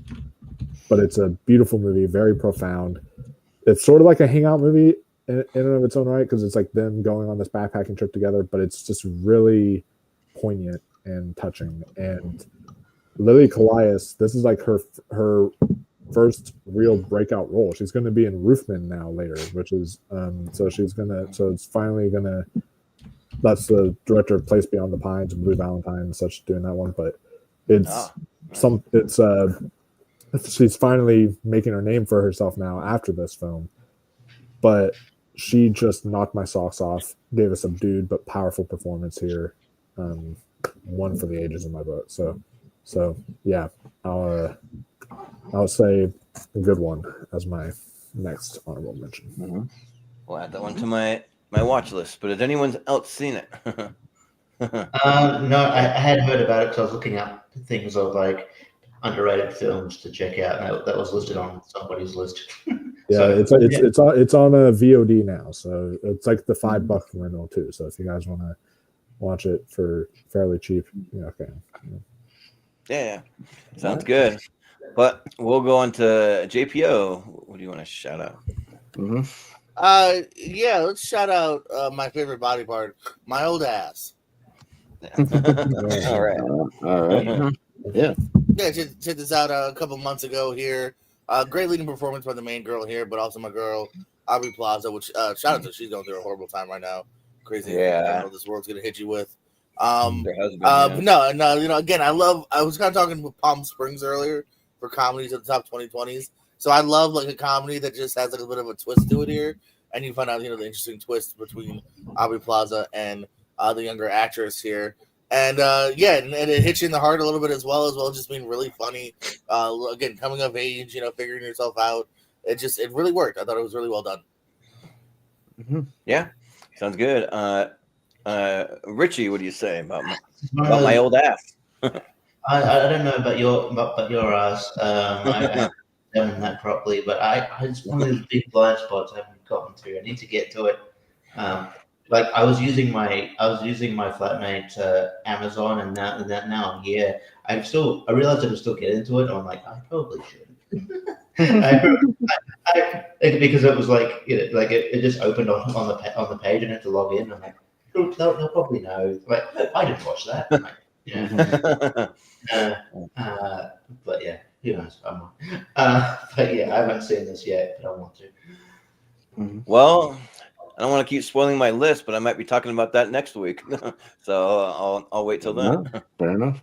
I saw this one a couple weeks ago, actually. Yeah, my girl and I watched it, and yeah, it's really interesting. It's got kind of a Twilight Zone-y kind of bent to it with her kind of communicating and talking with her older self here. It's another sort of somewhat coming of age movie, so it's not quite up my alley. But I did think it had some clever stuff. With the actual thing, and sort of like I won't spoil it, but the sort of twist of why she doesn't want her getting with this guy is very interesting, and it gets very emotional.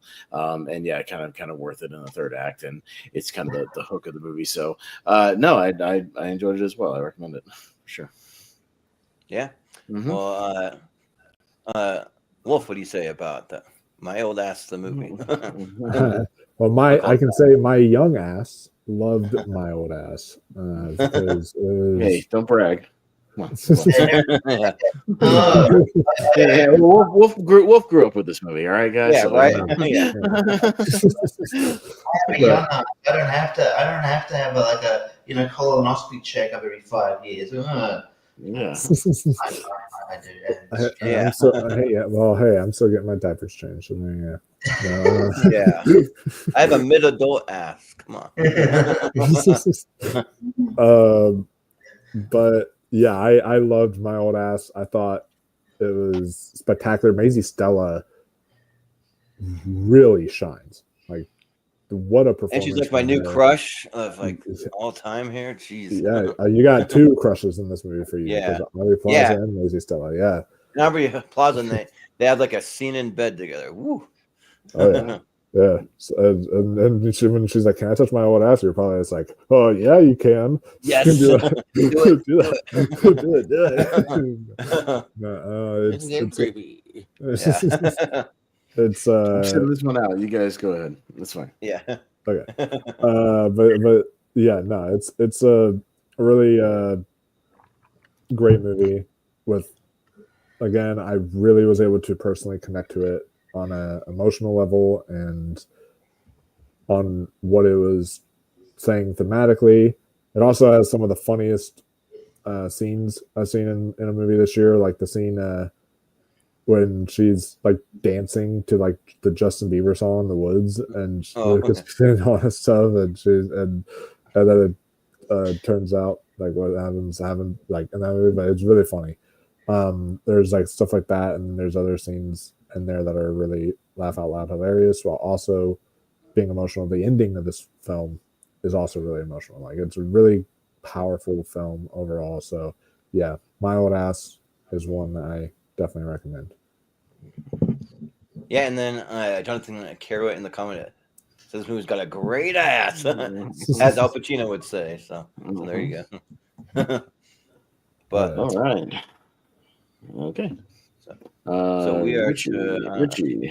Yeah, I mean, seeing how like sex deprived you guys are, I don't really want to go down the route of horny movies, but I'll talk about one that came out earlier in the year, probably one of the good movies that came out that year that I thought, oh, this was good. It was Driveway Dolls.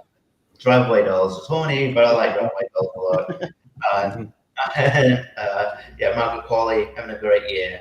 I think it started with this. I think she's become my celebrity crush as well. But yeah, and with Geraldine Nathan, who's Geraldine kind of made it done pretty well for herself since Blockers. So yeah, I think it's really well written.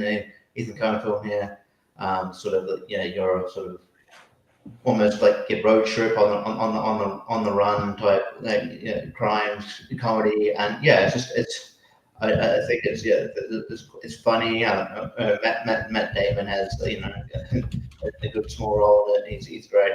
And yeah, I enjoy myself at the bizarre direction it goes. And yeah, like Miley Cyrus shows up here. It's a weird movie, but I enjoy it. I was like, yeah, this is my speech. I thought it was great, and yeah. So yeah, I just wanted to shout it out. So Driveway Dolls. Yeah, and Geraldine was one of the things. I guess she's going to be in that new Will Ferrell comedy, like You're Cordially Invited or something. Yeah. But yeah. So I saw Driveway Dolls on a date, and actually picked the right date for it because we were having a fun time, even though there's a lot of kind of horniness, and they got like a box of dildos, and they're like doing some kind of trippy stuff too. Like I feel like for all the cutaway scenes, I should have like had an acid tab or something like that before watching this. But the movie was a lot of fun though. Yeah, I thought that they had great chemistry. Yeah, Margaret Qualley's having a great year, and there's some fun people that when they showed like Beanie Feldstein when she shows up. Great, yeah, or like Coleman Domingo, he shows up in it too for a little bit. And everything. Yeah, and even Bill Camp, like he's in it too. So yeah, it's got some fun little cameos, but yeah, I mean it's probably a little outside my honorable mention, but I will say that I had a great time, and there's just a lot of great movies this year, but still really, really good. It's directed by one of the Coens, I think, like Ethan. I'm not sure. Ethan Coen. Yeah. Okay, Ethan. Yeah. So, but still, really good though. Yeah. So. Yeah, no, I think I remember texting back and forth with Richie about this. Yeah, I liked it as well. I thought it was one of the better movies to come out in the first like 2 or 3 months. And yeah, man, 80 minutes. Man, we can't get any better than that. Like they nailed it with the runtime as well, man. It doesn't overstay its welcome. You're in and out of the theater in under 2 hours, even with the trailers and stuff. So I appreciate a good short. Again, if it's going to be comedic, 90 minutes or less, you can nail it. But yeah, I mean, I think this one really shows Margaret Qualley's range. Like I think she's had some really good, really showed a range this year with her several performances. And yeah, I think she has really good chemistry with Geraldine Viswanathan. Yeah. Wherever his name, say her name. But yeah, I mean, this would, and even though it's set in like 1999, it feels like an 80s movie because Margaret Qualley's rocking kind of a mullet in the movie, kind of 80s style, and it would actually make for a really good 80s lesbian double feature with Love Lies Bleeding. So I mean, I think they would work really well back to back. If you want to see like a comedic version, more of a serious one, I think it could actually work as like a double feature. Both movies are really funny, by the way. Yeah, there's a really funny scene when they go to that orgy really awkwardly, and then she doesn't. It's not even really like into an orgy. They're just having this like basement, like high school, like we're just passing around each other to make out with each other. Like it's really But yeah, no, I mean, so yeah, a good little road trip movie. I appreciate good road trip movies, and I mean, I definitely recommend it. I think it's got kind of a bad rap. You look around, it's got like kind of middling, ratings and reviews, but I think it's a good time. I think it's a solid little 80-minute comedy. You know what I mean? Like you can do a lot worse. There's a UK movie review I watched called Mark Commode. He put it on his worst list, man. No way. Hey, I like Mark Commode, yeah. Oh, Mark Commode, yeah. I don't know if it's Commode. I'm saying I like that dude. Yeah. Well, Wolf, what do you say? Well, when I went to see it in theaters, I ended up being the only person in the theater because everyone that was with me ended up walking out. So, and I was like, really? Like, come on, guys. Although one person, I think there was like some homophobic tendencies there because they were literally walked out like during a lesbian scene, and I was like, okay, come on now. Like, that's stupid. But yeah, I had a blast with this. Margaret Qualley is just a celebrity crush of mine. Like everything she does right now, she had a hell of a year. Driveway Dolls, Kinds of Kindness, and the big one you can't remember. So excellent year that she's having. And then Beanie Feldstein's great in this. The whole cast is excellent. I want to talk about those fucking transitions, bro. Like that was wild. Those like edit transitions that they do were like otherworldly. I was like, whoa, what is going on when I was watching this sometimes? Like it was really went into another dimension. Cool. It was wild. So I had an absolute blast with this. It is on the weaker side of the Coens brother films for me, but I still have a good time with it. So JPO, what do you say? I'll be the poo-pooer now and be like Jordan with Spaceman. I thought it was fine. I don't know. I didn't really grasp it that much. I kind of agree with more with Mark Commode and whatnot. I thought it was just fine. I was underwhelmed. Yeah. All right. That's fair enough.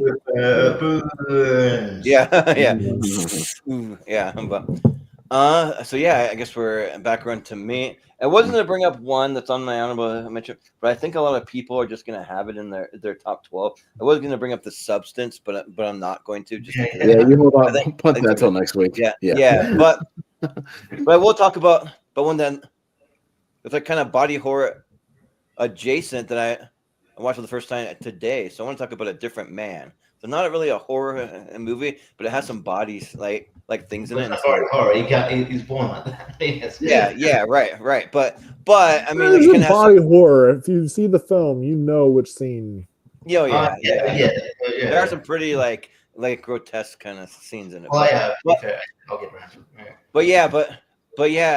So this is the movie that I watched right before we went live here, and Sebastian Stan's great, given just an amazing performance here, and I'm glad that I was able to get to it because and also I like that they actually used some people with some real life deformities in there that like gave them a chance to shine and like to be a part of something like this. So that was really cool, and like it's just a really cool story about how like Sebastian Stan his character has like this deformity on his face that's like pretty gnarly, and then he just wants to fit in with the world.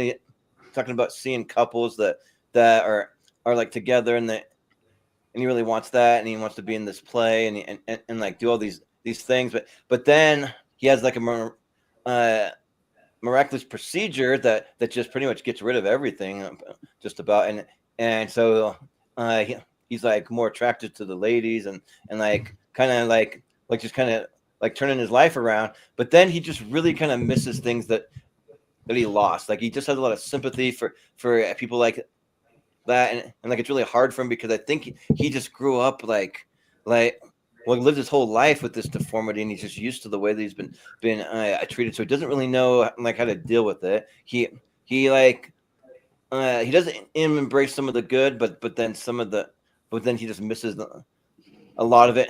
I won't spoil the ending, but the ending kind of caught me out of left field. Just like whoa, like that was wild. but yeah, but it's really good though, and just like just seeing some of the relationships and like that like how not only he views like the way that he is like with or without the deformity, but then how like other people view people like that also. Because I had a friend who had spina bifida, and like he wasn't like totally deformed, but he had like a big hump on his back, and like I kind of saw like the way people kind of treated him sometimes, and so like I got a little like peek at it, but yeah, so but I thought it was really good though. So yeah, it'll make my honorable mention a different man. Haven't seen it yet. Okay. But Wolf, I know you recommended it to me, so what do you think? Well, I can tell you I'm going to wait till next week to talk about it, but all I'll say is it makes a great double feature with The Substance. So yeah, right. I would agree, but JPO, what do you say? Yeah, it just dropped it, and I'm like, something major, so Max. I'll probably get to it soon, but I haven't seen it yet. Yeah, Max, yeah. But Richie, did you? Yeah, I haven't actually seen it. I thought like it didn't come across as body horror. That's why I was like, that's why I was sort of saying that. But yeah, there is body horror. My bad.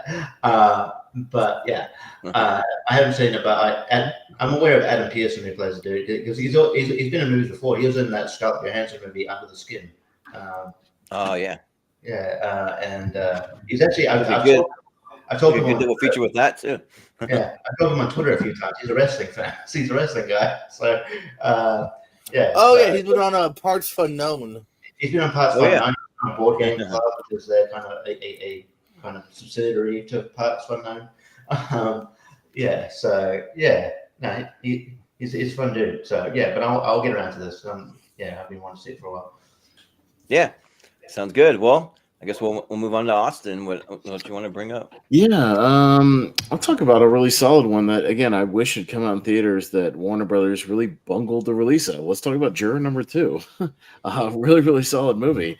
That, yeah, I can't believe, potentially Clint Eastwood's last, directed movie potentially, didn't even get a shot to be in theaters. It's a real shame because I feel like he could have marketed that.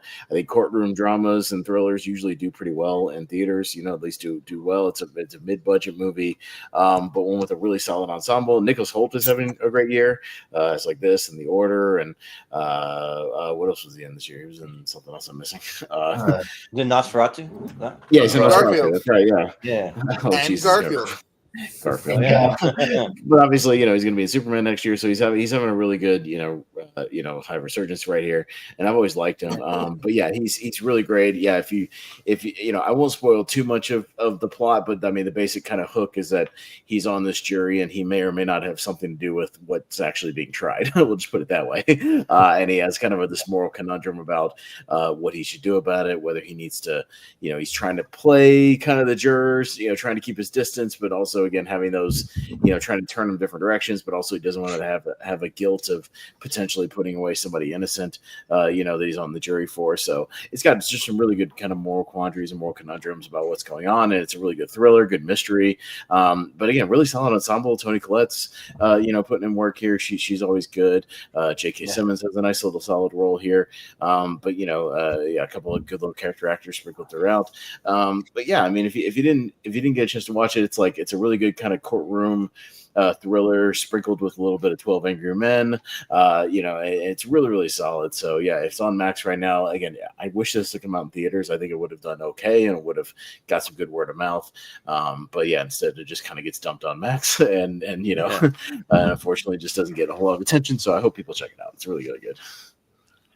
Well, like I'm fine with like politics, like surrounding movies, but like don't punish people because they have a certain point of view, though. That's just kind of weird to me. Hopefully that's not the reason. Yeah. No, that is the reason, pretty much. That's the for Clint Eastwood. Yeah, it's under the rumor. I have a friend who works at Warner Brothers, and he said that like underneath the discussions that he's overheard, he's heard them talk about like that's the reason. Yeah. That's pretty shitty. Just release a movie. Doesn't matter. It's not right. Yeah, just release it. But and the movie itself is not like political or anything. It's just a good courtroom thriller. Yeah, that's nothing. And to me, I'm like, okay, if you're gonna punish Clint Eastwood, then why is Flight Risk having a theatrical release this January? You know, because Mel Gibson has the same exact issues with his political beliefs. Yeah, it's like that film's getting a full-on distribution. So, at least Donald Trump, he appointed him a special ambassador to Hollywood. Like, do you hear about that? He's just making up jobs. I don't even know what the fuck that means. Yeah, like he did it for like Mel Gibson, Sylvester Stallone, and John Voight are the special ambassadors. I understand John Voight. I don't, yeah. Well, he can advise him on the next. He can advise him on the next Baby Geniuses project. So that'd be great. Yeah, right. JPO, do you see juror number 2? Oh wait. I did. Yeah, I thought you were done, Wolf. Sorry. I didn't actually get to. I talked about the political aspects. Yeah. Okay. Yeah. But no. But juror number 2 is a really, really good courtroom drama, kind of in the vein of like 12 Angry Men, all that stuff. And I thought the whole ensemble was really strong here. I honestly, I think it could have gone up for some like Academy Award nominations and all that stuff if it would have gotten a full release and not just dropped in like 50 theaters or whatever. Like it's kind of, they definitely messed this movie up. It's great. If this is Clint Eastwood's last film though, he went out with a banger for sure. And it also has one of the best endings I've seen this year. I'm not going to spoil it, what happens, but like the ending was awesome. I really liked it a lot. So I don't know if I love the ending. I like the ending a lot. I like the nature of what it kind of could or could not. Like kind of being split. Actually, I was kind of like, if they ended here, that's fine, but there could be more, but that's fine. So JP. Yeah. I saw this pretty much as soon as it dropped because I was looking forward to it. Ensemble cast, courtroom drama, that's a little bit up my alley here. And I also want to shout out too. I also want to shout out Cedric Yarborough, who's known pretty much just as the funny guy from Reno 911. That's right. Juicy Rose. That's what he's from. Quite trust him. Yeah. He's one of those guys that's easily the most dramatic work that he's done yet. So that's kind of fun to see him in a different light as well. But well made. Kind of checks off all the boxes. J.K. Simmons. I was afraid he was gonna get lost in the shuffle, but he's definitely a co-star. But he has enough to do. So. Yeah. Well, Richie, what do you say about juror number 2? I haven't seen it yet. It hasn't dropped here. It drops here in about a month. So I'll watch it. Yeah. So yeah. All right. For some reason, I thought that it went to you guys first, but I guess not. but for me, I think I kind of made a mistake when I watched it. That I just really compared it to 12 Angry Men too much, to where I just like this doesn't hold up to 12 Angry Men. But it's like, how are you going to hold up to 12 Angry Men, one of the greatest movies like almost ever made, like for drama at least. And so I had to kind of like afterwards, kind of just like rethink about it a little bit and put all that aside, because I just kept thinking some of the performances were really good, but the other performances I'm like, these are kind of a bad performances. Some of the dialogue from like some people, I was kind of like you got great ones and then not so great ones, but all the the main cast really shines here though. Like if you're a big name, you really shine it. And I really like Toni Collette just like going on chewing her gum and like just like doing that kind of like a character choice, and then like Kiefer Sutherland too, like being the Nicholas Holt's lawyer too, like that's fun and yeah, just kind of seeing the way that this like kind of plays out, just like differently than how 12 Angry Men plays out. Like it's not the same, but it is kind of like the same in like some aspects as like a juror, and they all gotta make a verdict. But yeah, but it is good. It's a little outside my honorable mentions, but it's still good. So yeah. Yep. But yeah, so we'll go to Wolf for your next. All right. So the next one, this is still fitting for the kind of people in rooms talking, and I feel like because of the pain Jordan caused us earlier, I feel like kind of torturing him with a movie he would absolutely despise. And that is one that y'all have heard of, and that is Conclave. Yeah. Don't worry.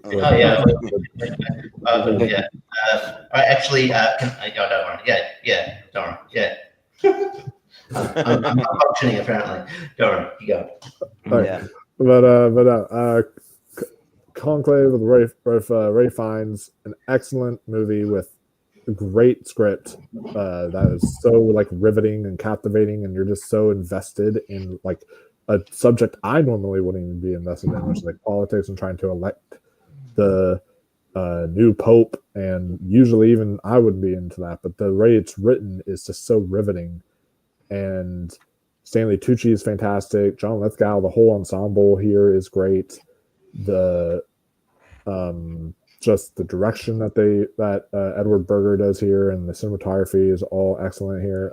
It's just, and the score is absolute dynamite in here. It's all just very technically well done, and it's truly one of the best experiences I've had watching a movie this year. It was just in a surprisingly packed theater of people who all were just riveted by the drama on screen and just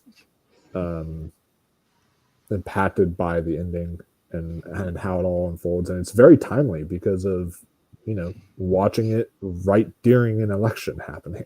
So kind of fitting there. So yeah, I'm going to go Conclave. Mm-hmm. Yeah.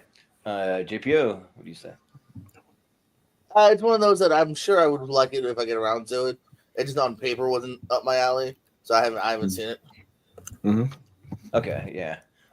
Richie, have you seen it? The reason I malfunctioned before is like I've used the format of Punch. No, I'll talk about it more next week. You will punch your thoughts till next week. Yeah, that's yeah. I will say though, I find it interesting that the whole running joke of people talking in rooms, Jordan hates, but then one of them 12 Angry Men, which is there's certain ones that do it for me. Which is literally an entire movie of one room and people talking. That's the definitive one people in one room people talking. Yes. Yeah. At least in Conclave, they walk into different rooms and they like actually do something. It's like, well, I'll say this: it's not my worst of the year, but I didn't love this movie. No, because I told you weren't going to like this movie. I don't know.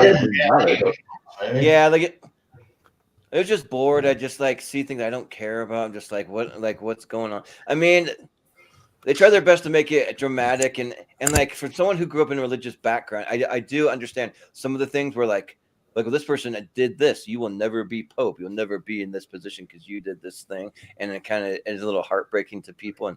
And like I get that when you're it's like God's way. It's just one way when it comes to certain religions and that kind of thing. And you gotta like follow that way. But yeah, like in the end, like I just like found myself looking at my watch, being like, when is this gonna end? This is dragging on. Like, come on, like I'm just over this already. So this would have been good for like a short for me. I don't know.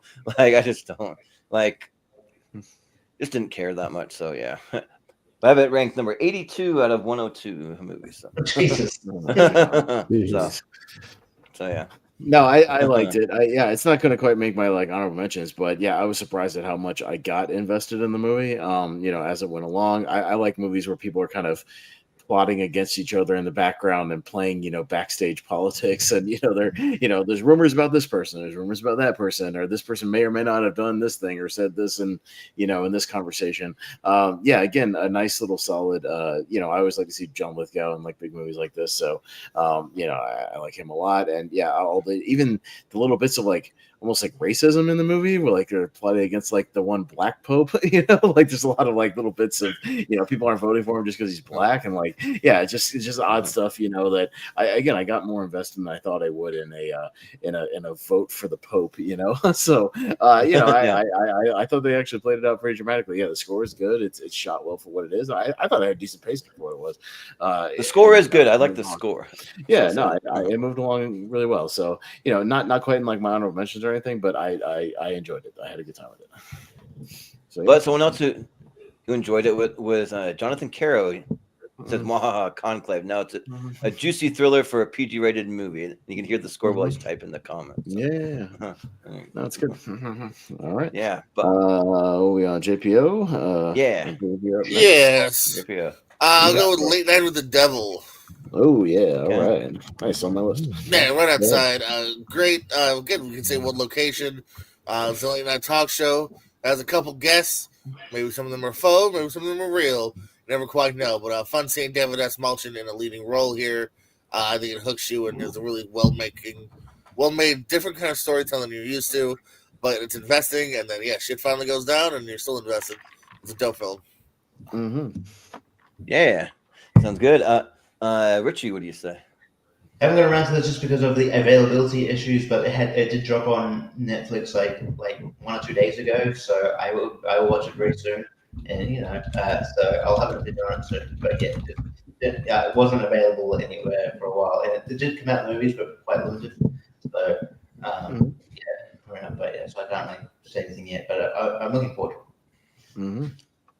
Well, so I like Late Night with the Devil a lot. Yeah, the movie's good. Just kind of seeing the whole like kind of like 70s vibe. I think it's a 70s talk show, right? But and just kind of David Dash Malchin's awesome. Like he's becoming slowly one of my like favorite actors. Whenever I see him pop up, I'm always like, yay, David Dash Malchin. He's really cool. He was on. There's a new podcast called Right Now, hosted by a goblin. If anyone's ever seen that, but it's but they had David Dash Malchin and his wife on there, and they like dove into some things about like his love for comic books and like how there has their like a lot of rooms in their house kind of gothic style, and he's becoming like he's always been really into horror, so he's becoming more like the low key kind of king of horror sort of guy that's in a lot of these, but and just seeing like, especially on the technical aspect too, you can see like when it goes from like color to like black and white, like when they're like live, and then when they go behind the scenes, and then you can even see the aspect ratio kind of change too, like from like scene to scene too, which is really cool. And then like having the guy that comes on and like doubts the possession, that was a real thing, like a real guy, like that actually like did all that. It's basically based on the guy who's basically playing James Randi. This guy used to go and like disprove people back in the day. He used to like disprove like the dude who was on Johnny Carson all the time, and like the Kreskin, like that guy, and and expose all these fraudsters and everything. But so this movie's kind of interesting because like I even had it in my top 12 at one point in the year. Then I had it in my honorable mention. Now it's kind of even fallen a little outside of that, just because there's been so many great movies that have come out, but there's no slight against it. Like when it gets intense, it gets really intense, like people floating up and moving all over the place in crazy ways, and it's just really good. So yeah. But it's on my honorable mention list. I really liked it. It was. I mean, up until later in the year, it was probably my favorite horror movie of the year until about midway through. But I'm glad I got to see this in the theater. It was a really unique experience. My only one downside, they show like 11 logos at the beginning of the movie. I thought it was like almost into parody territory. I was like, really? I started counting on. I was like 7, 8, 9, 10. I was like, Jesus Christ, can we just get to the movie? It's like 11 logos. Yeah, they would definitely complain about that. But yeah, no, I love the way they kind of recreate the aesthetic. I like 70s talk shows like Dick Cavett and Mike Douglas, like all those 70s talk shows. I like that stuff. Yeah, the way they even the set is laid out and how he hosts the thing and how he teases the stuff going forward. I love James Randi. I'm a big fan of that dude. They made a documentary about him a few years back. You should check it out. Oh, nice. Look at that because it showed how he kind of exposed all those people over the years, and the guy who plays him kind of basically plays him, does a really good job. And David Dallas Watching is great. It's one of his best roles he's ever done. So I highly recommend it. Good stuff. Yeah. Well, Wolf, what do you say about Late Night with the Devil? Yeah, no, I'm in full agreement. I've seen this film twice now. It actually had a better impact for me on the TV than it did in the theater because it almost feels like you're watching a late night show and it's on the TV.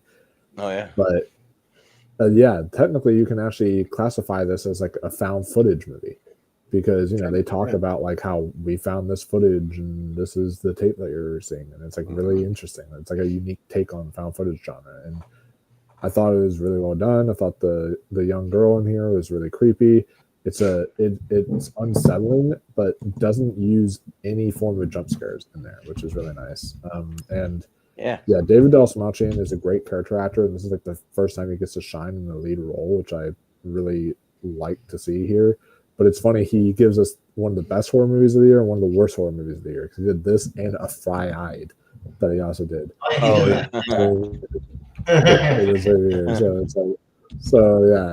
It's got a while, but Late Night of the Devil was a great one. Sure.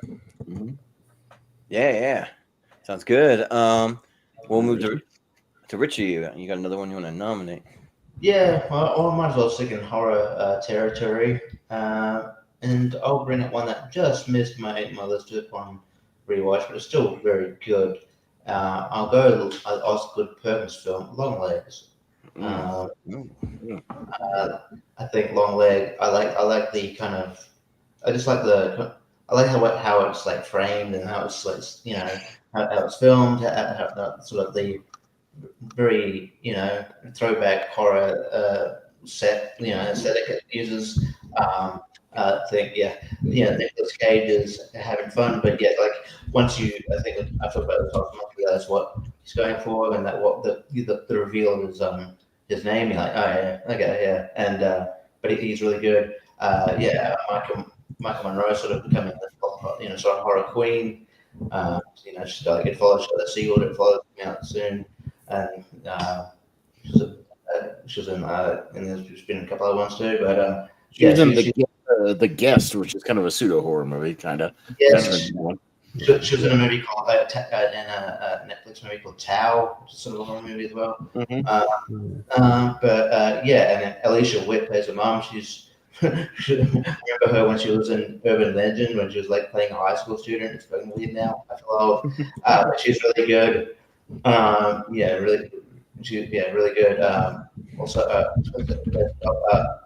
Blair Underwood. I think he plays the cop. He's really good. And, it's just a really well done, creepy, atmospheric movie. I think it's really well. And I think it builds tension really well. And it sort of goes in directions sort of wasn't expecting. And I think it's a well done movie. I'm looking forward to Oscar Perkins' next movie, Monkey, or same here.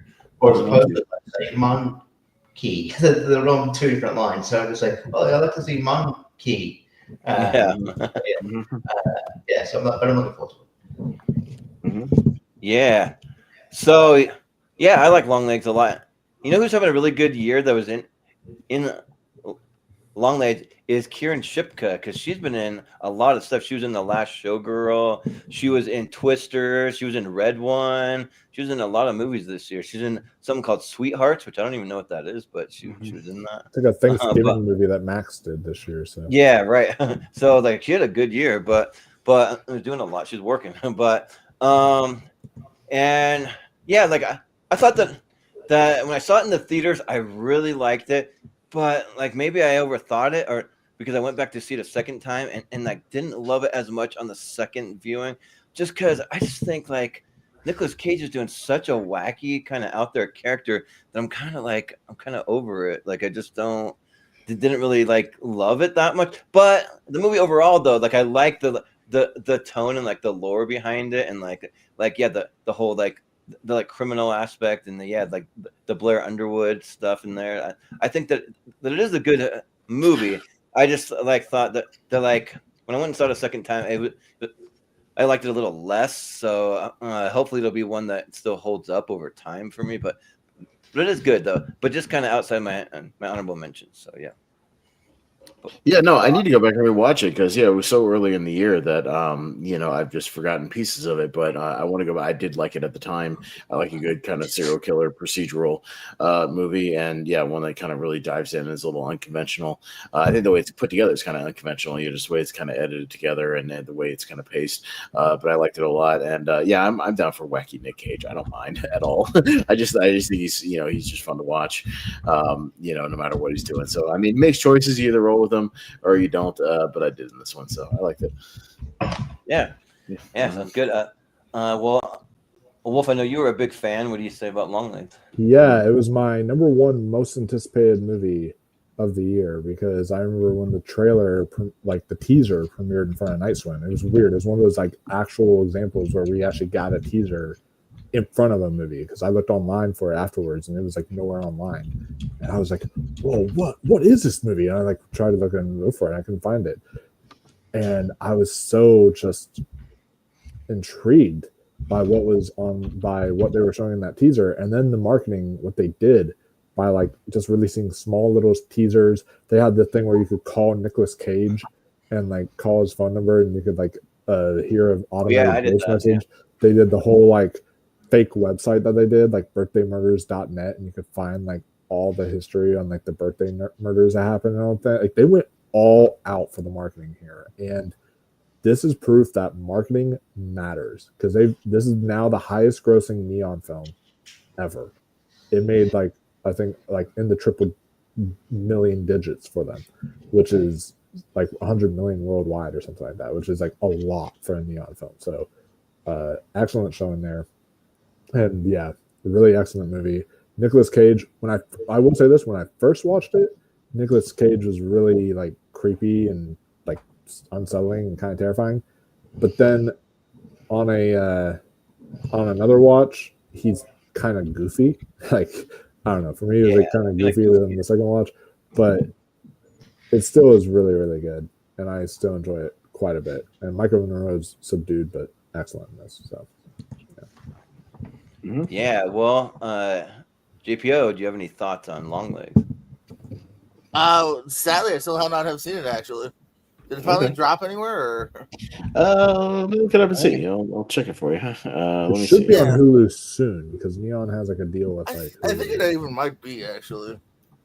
As far as I can tell, still just for rental. It hasn't dropped for free anywhere, so I'm surprised. It's been a while. It should have dropped to something. Yeah, that's kind of the main reason. I'm missing the theaters and Gotcha. All right. Yeah. So I guess it's me again. Yeah. So we'll hit you again. We can do one more round after that, but we'll probably make it fairly quick. So unless it's also in your honorable mentions, maybe we'll just kind of breeze by it. But yeah, go ahead, Jordan. Yeah. Let me. You know what? I want to shout out one I felt that was like really underseen this year that like nobody really talked about, and I'm like why is nobody talking about this? But I want to talk about a movie called Blitz that I watched recently. So this movie is really good. It's a movie about World War II that's directed by Steve McQueen, so the director of 12 Years a Slave, and it has Saoirse Ronan in it, and like she's really like the main like well-known cast member. Stephen Graham shows up for a little bit. He's one of the other ones that I recognize in it, but and it's mostly like a British cast. And the Blitz essentially, it's like during World War II, there was a thing called the Blitz where like England got bombed like really, really hard in like a blitz where they were just dropping all these bombs. So they called it the Blitz. And so Saoirse Ronan sends away her son on a train to evacuate the city to get out of there to try to save him. And so he goes on this a train, but then halfway through he jumps off the train because he doesn't want to go. And then it's about like his kind of journey of like through the city and through all the war zone, and like he like comes across all kinds of different kind of seedy characters and like different things to like try to get back home to his mom. And then Saoirse Ronan doesn't find out that her son's even gone missing until like halfway through the movie, and then it's like a thing of like her trying to find him and everything. So it's really good though, like really powerful. The special effects and the set pieces and the sound design too of like the bombs dropping and the airplanes flying. It's like a really big spectacle that like I have no idea why this movie didn't go to theaters. Like I can't remember where I even watched it. Some streaming service. I can't remember where, but it is available to stream it, and it should have gone to theaters because it was that good. But yeah, so my nomination will be Blitz. But Austin, you said haven't seen it yet. It barely got a theatrical release. It was in like one theater over here, and then I missed it on streaming, so haven't seen it. Oh, okay, yeah. Mm-hmm. But Wolf, have you seen Blitz? Yes, I did, and I did get to see it in the theater because this was one of the ones I watched at the Virginia Film Festival with a full crowd, and that was really really nice. I got to see it. Good for you. Yeah. Yeah. Oh, good for you. And how was it? Yeah. It was solid. I enjoyed it. It wasn't one I was like, I didn't think it was amazing or anything. It's outside of my honorable mentions for me, but I still thought it was really quite solid. In a theater though is the best way to watch it because the sound design was crazy good with like the bombs exploding and going off, and it's just and Saoirse Ronan, she was exceptional in this. She's always great. She's been one of my favorite actors recently. Yeah. Well, here's why not many people saw it. It's on Apple TV where movies go to hide. Oh yeah, that's right. Yeah. Apple TV, right? Yeah. Well, okay. Oh yeah. So it's weird. The movies on Apple TV Plus aren't that successful, but then like the shows on Apple TV Plus are like huge in like viewership. Yeah. Like Severance and like other stuff. It's like weird. Yeah. I don't get that. It's like the shows are big on Apple TV Plus, but the movies aren't. This is weird. But yeah, it's a nice little movie for sure. Mm-hmm. Yeah, and also Acres of Movies had it in an honorable mention too. So there you go. Because maybe she lives over in that area. I don't know. But JPO, what do you say? Oh, I didn't see this. Okay. Sure. Yeah, I figured that like not many people probably have seen it besides me and Wolf maybe. But Richie, did you see Blitz? It hasn't come out yet, as far as I know, so I haven't seen it. Well, you'd think that from the director of 12 Years a Slave would get a wider release than that. I just don't get it. I don't know. Yeah. No, Apple's a pretty wide release. Well, I mean Apple, but I mean like a theater release, theatrical release. Yeah. Maybe clamoring for it in theaters. Yeah. But Austin. Well, you talked about kind of a World War II-ish movie. I'll talk about a World War II sort of adjacent movie. And it's one I've been carrying the torch for since we did our halfway through the year. I'll talk about a movie called One Life with Anthony Hopkins, which is a really, really solid, good little story. And it's based on a true story. So again, if you're looking for something that's, a little heartbreaking and emotional at times, but overall like a positive movie, that has a positive, kind of ending and outcome, it's a good one to watch. It's based on this true story of this guy who when he was younger, and the movie bounces back and forth between, the older character played by Anthony Hopkins, and then it bounces back to, the actual events, and it's played by Johnny Flynn, of this guy who spearheaded this campaign to get kids out of Czechoslovakia before the Nazis invaded, and he was trying to get them over to England, and put in kind of temporary foster homes and just kind of get these kids to safety. And it's this true story that gets kind of forgotten about until this BBC journalist kind of discovers some of these papers and some of these records and things like that as they're kind of cleaning out his old office and stuff. And they come across it, and she thinks it'd make for a good TV story. And they organize this thing to even kind of reunite him with some of the kids he saved. So just a really, really cool story. It gets very tense in some of the situations when the flashback flashbacks of when they're bumping up this deadline of like the Nazis kind of bump up their invasion tactics and they're hustling trying to get people onto there. But yeah, again, it creeps up on you how it kind of really hooks you emotionally.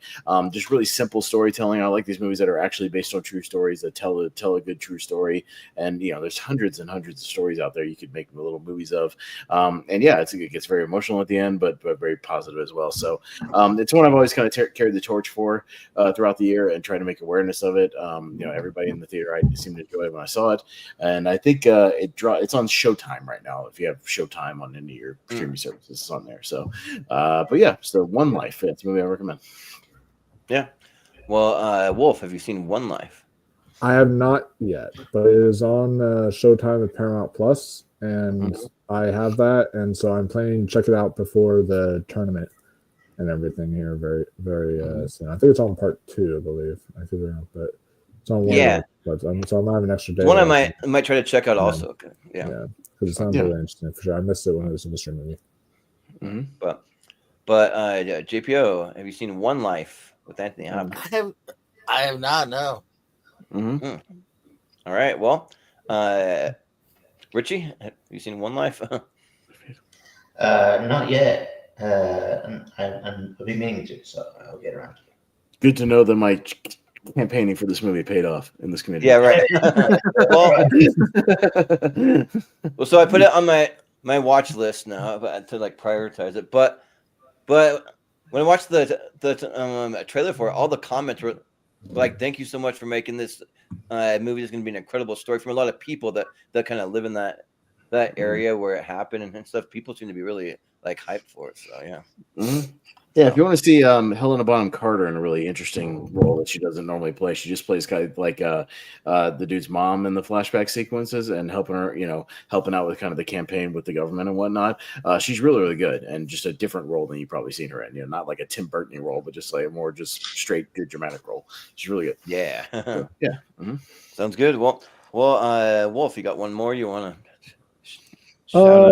Yeah. So both of these would be under the radar. The two I was going back and forth on, but I tortured Jordan earlier by bringing up a not Jordan movie, so I'm gonna torture Austin and make him write a mouthful of a title here. It's like kind of tradition for me to have a mouthful of a title. So this one is Humanist Vampires. I heard about this movie. Suicidal Person. Yeah, what? That is one I thought about. Humanist. It's humanist vampire seeking consenting suicidal person. Yeah. So this is a French comedy about a vampire who there's a little bit of a catch with this vampire. This vampire, she's a young vampire, so she's like a teenager. She can't kill. She hates being a vampire. She can't bring herself to kill anybody. She can't suck their blood or do any of that. She hates that stuff, and she doesn't want to do that.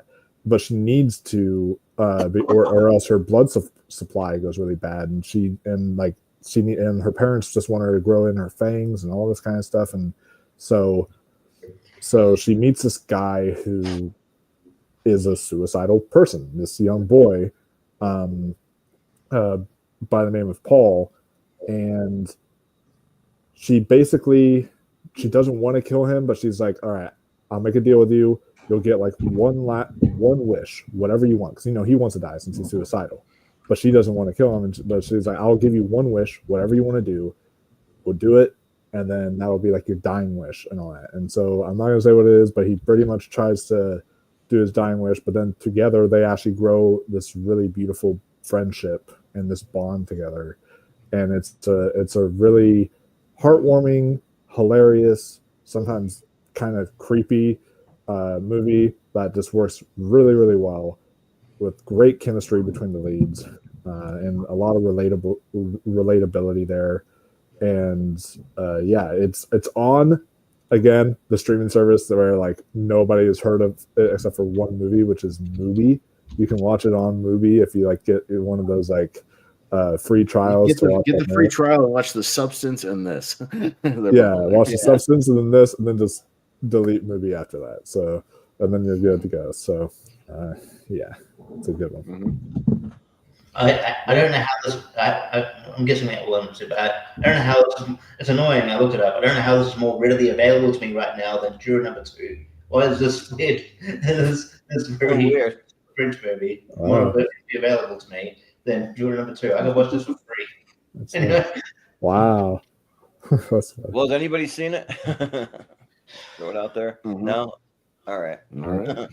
Well, I'm assuming anyway. I heard John Marr talking about it, so I have heard of the movie, but I have not seen it. Yeah. All right. Well, we'll move on. There you go. JPO, another shout out. What you got? One that might be punted for other people. I have Love Lies Bleeding now. I do want to talk about it here. I have it in my house. I mean, well, I'm going to talk about it. I'm just saying other people might punt it. I'll talk about it. Sure. I'll talk about it next week, so you can move. You can just move to Jordan. I heard you. I heard you. Love Lies Bleeding. Just really cool film here that really goes at a good pace there. Kristen Stewart and we're the new chick, but they're awesome in it. They fall for each other here, and hijinks ensue. It's bloody. There's monsters or there's giant people all of a sudden. But somehow it works. It's a really good road trippy movie here, man. I don't have what else to say other than I thought it was really dope.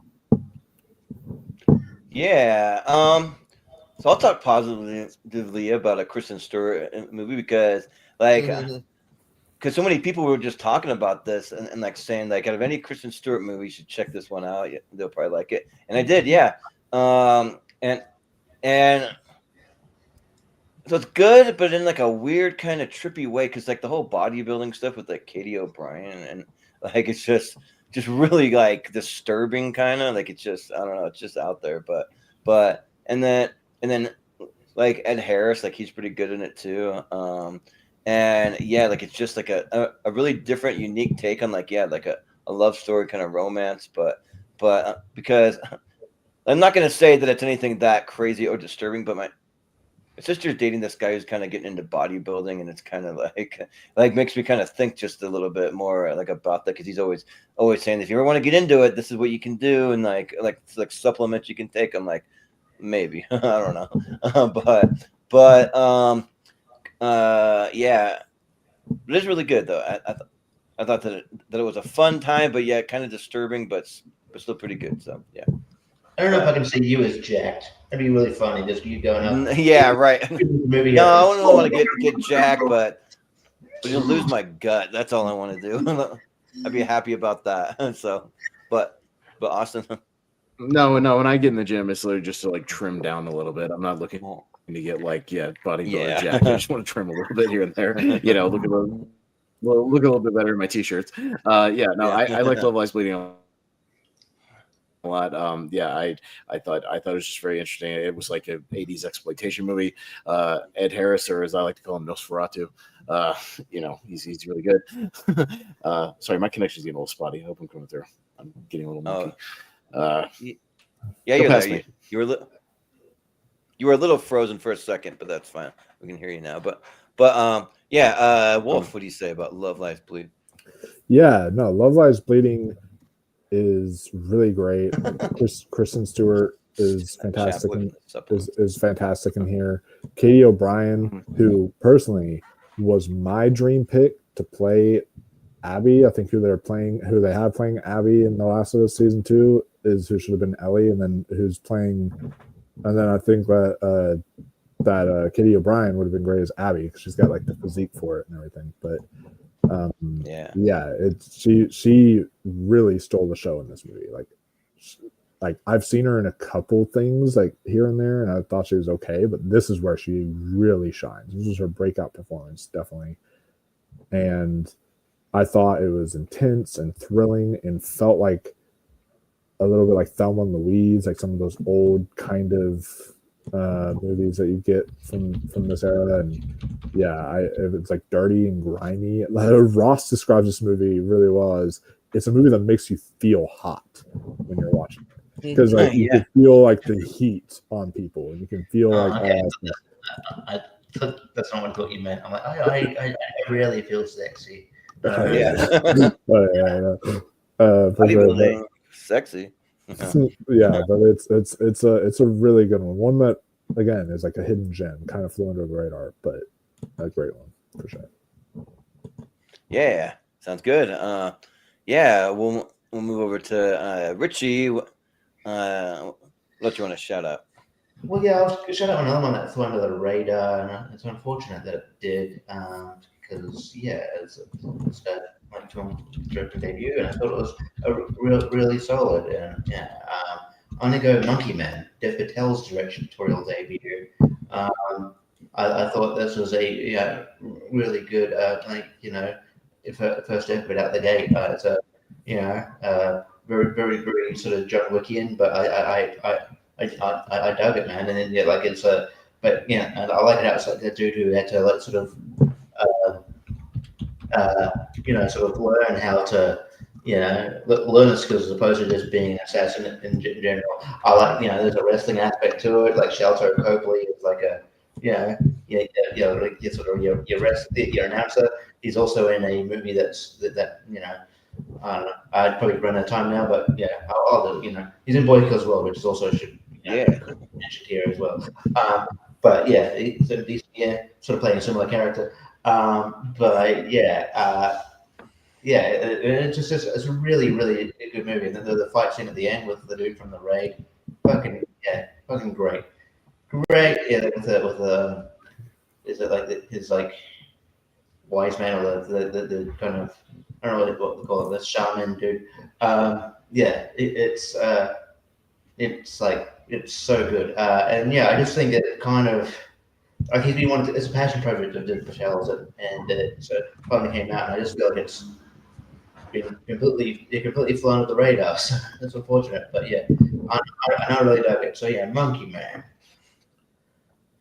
Yeah, so Monkey Man's awesome. Yeah, this movie's really good, and who would have thought Dev Patel would be able to pull that off? But he really does, and it's a great revenge story here of like someone takes everything from you, and then you want to train and you want to do whatever it takes to get revenge, and the fight scenes and the choreography are just spot on. They're just really good. Between this one and then I kind of compare this a little bit to the movie Kill. Like I actually kind of like this one slightly a little more, but they're both really good. They're both pretty kind of neck and neck, and it's just really good, and it gets really in and intense. And I remember they really hyped up the Jordan Peele of it all, even though he's just a producer. I would say it's a little outside my honorable mention, but it's still really good though. Yeah. But Austin, what do you say about Monkey Man? Yeah, no, it's on my list. I really really liked it. I like that it takes a little while for the action to get going, but when he first does it, he kind of he holds his own a little bit, but he kind of gets his ass kicked. He's got more training to do. He gets a little overzealous, a little overambitious, gets overwhelmed. I appreciate a movie where they get completely overwhelmed. They're not John Wick from the beginning. He has to do a little more training, take a little bit different approach, later in the movie. But shot beautifully. The color palettes in this movie are good. Cinematography's good, and I'd like to see what Dev Patel does next. Really good debut. Yeah. Sounds good. Wolf, what do you say about Monkey Man? Yeah, I've always been a fan of Dev Patel. He's a great actor. Now he's a great director. This is probably my favorite straight up like action movie that I've seen this year. It was very violent, great fight scenes, great choreography, really good like character development and like emotional beats in there. Like you had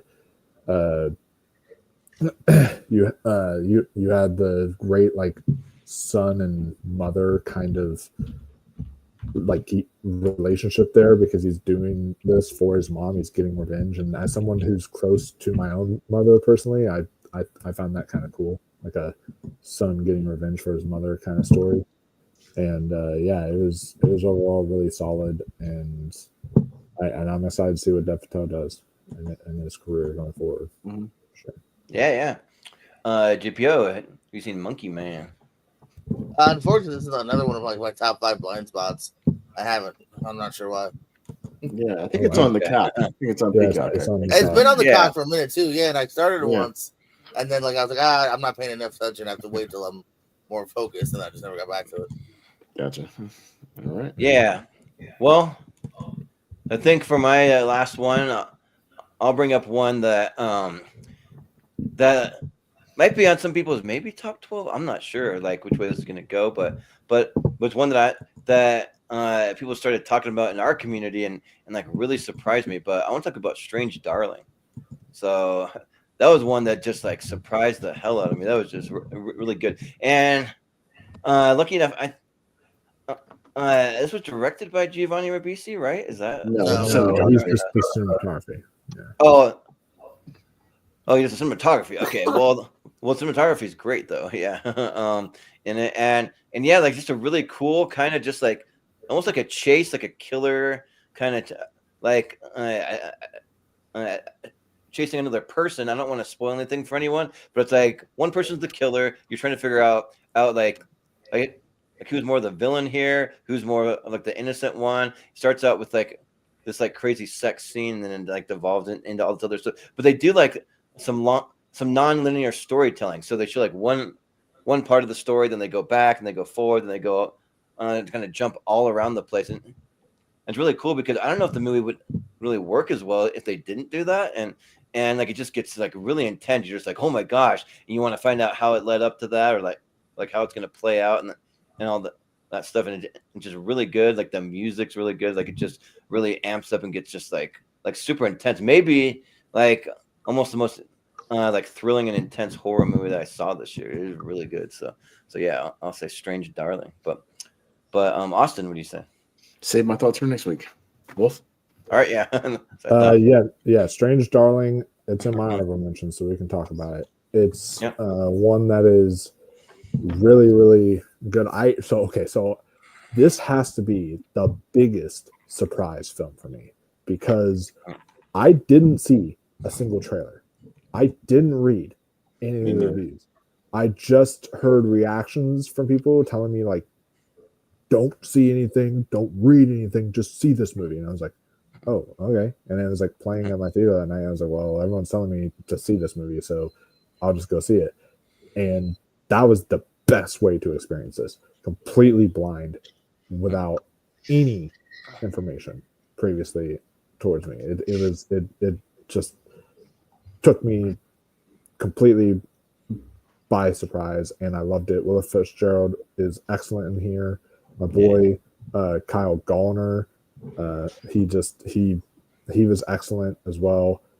Like, yeah, the cinematography from Giovanni Ribisi is just incredible, and this film is done in such an excellent style. And if it wasn't done in that style, honestly, it would have fallen apart.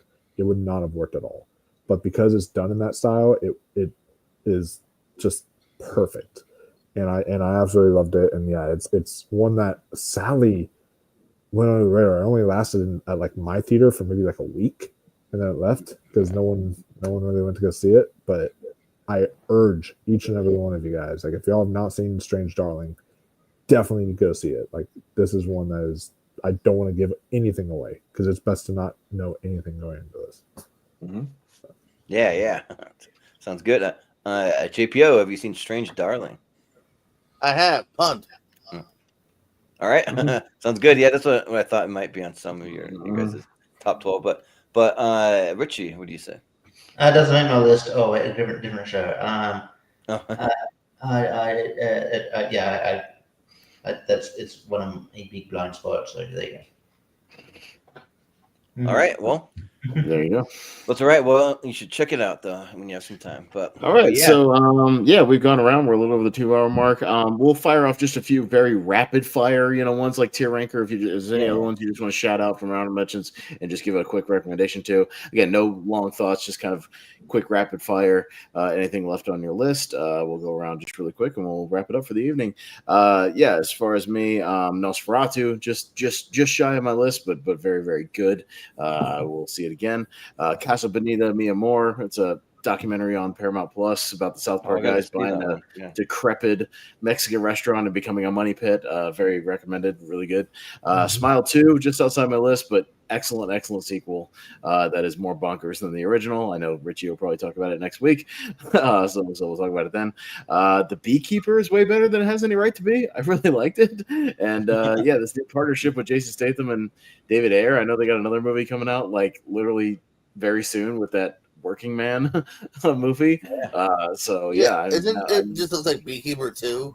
It looks like it. Yeah, instead of a beekeeper, another one where it's like you crossed the wrong person. They were nice to me. I'm gonna kill you. That's not the same. You know what I mean? He's not a beekeeper. He's in construction.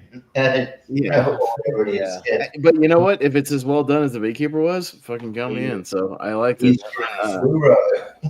Hey, you know what's another really solid movie? This is my last one. That completely went under the radar that nobody's talking about anymore. Kingdom of the Planet of the Apes was still really fucking solid, and like it got completely lost in the shuffle of the year, and it's still like really good. And it's just I don't know, it just got lost in the middle of everything. So, but another solid entry in the Ape series. So if you didn't see it, it's still really good with great special effects. So yeah, excellent. Yeah. Well, Wolf, you got some. All right. I got a few. So the one that literally just fell out of my my top 12 now is "I'm Still Here," which is Fernando Torres's exceptional performance. Then "Challengers" is in there for me. The Wild Robot, since I'm new to that, I threw that one in there. Dune Part 2 is in there. The Brutalist is in there. Nosferatu, and a film called Vermiglio, which is from Italy. But those are of course, Vermiglio. How did I not mention Vermiglio? Oh wait, and then Memoir of a Snail too, because I want to show some claymation some love, and that one was really good. So those are like the main other kind of rapid fire honorable mentions I want to talk about. Yeah. Sounds good. JPO, you got some quick honorable mentions you want to throw out? I'm a sucker and a sweetheart at heart, so We Live in Time with Andrew Garfield and Florence Pugh. It got me, motherfuckers. It got me. It's really good. Abigail, that was a lot of fun. Don't really know the secret of it or not. I thought it was a lot of fun. Bad Boys, Ride or Die works pretty well for me here. Blink Twice, I thought had a really interesting premise. It kept me invested for the most part. Some people might disagree with me here. I really like Roadhouse. I thought for the most part, it really worked. I'll just agree. I like 3 people can talk at once. I have no idea what just happened. Yeah, I still don't know what happened because people are still talking it over.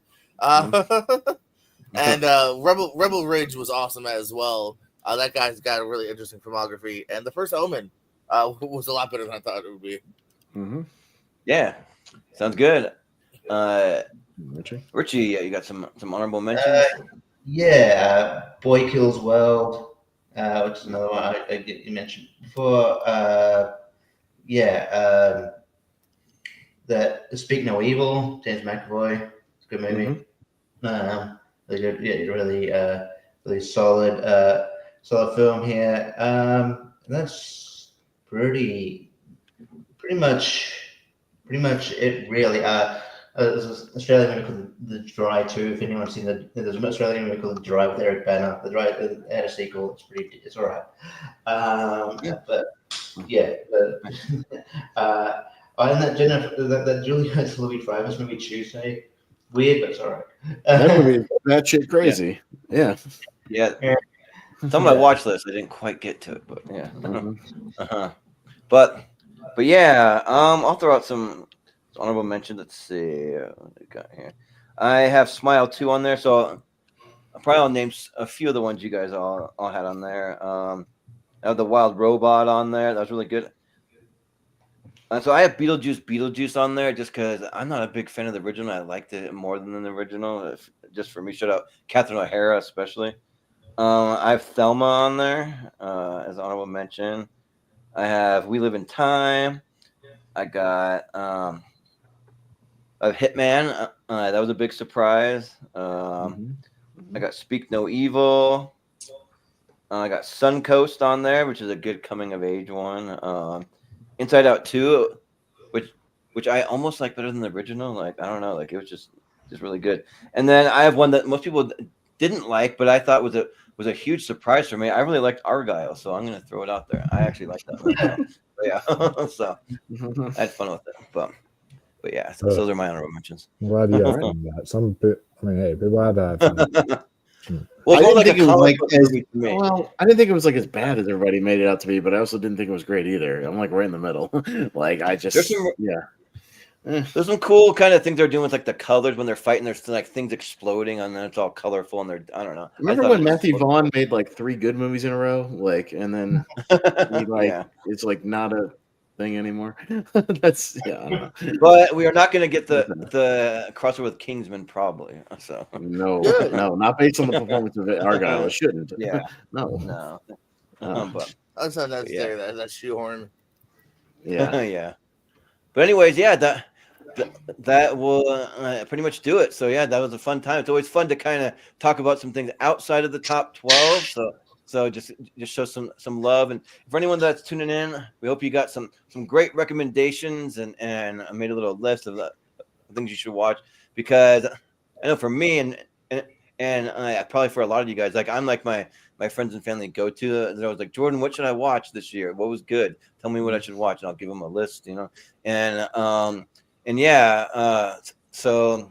we'll be back next Sunday at the same time at 9 p.m. Eastern time for our top 12 of the year, and then all week long we'll be doing our 3-part series of the latter series of 2024. So we'll be doing Monday, Wednesday, Friday to just kind of do a big tournament of all the movies. Maybe we'll talk about even a few more, because there's even more I could talk about, but I just didn't want to go on for too long. So yeah, but that will do it, and we'll just do some plugs, and that will do it for us. So maybe we'll go to Richie first. What do you have going on? Yeah, not much this week. I'm going away for a few days tomorrow, just family things, but I'll be back at it for the show on the next show that we're doing. But yeah, you can usually find me on Lonely Marks, T-Ranker, Tournament Fights, and JPO's trivia doing stuff. I just do it for the wave, really. Just play it for the wave. And is that a Nintendo 64 controller, JPO? Nope. It looked like it from here. I was like, oh man, that's kind of cool. I got 2 things wrong now. You weren't doing toilet paper with paper towels. That's on 64. Maybe I need to get my eyes checked. Anyway, cool. Oh, good. Yeah. All right. That's all. Yeah. That's all I got really going on. And yeah. Yeah. Sounds good. Yeah.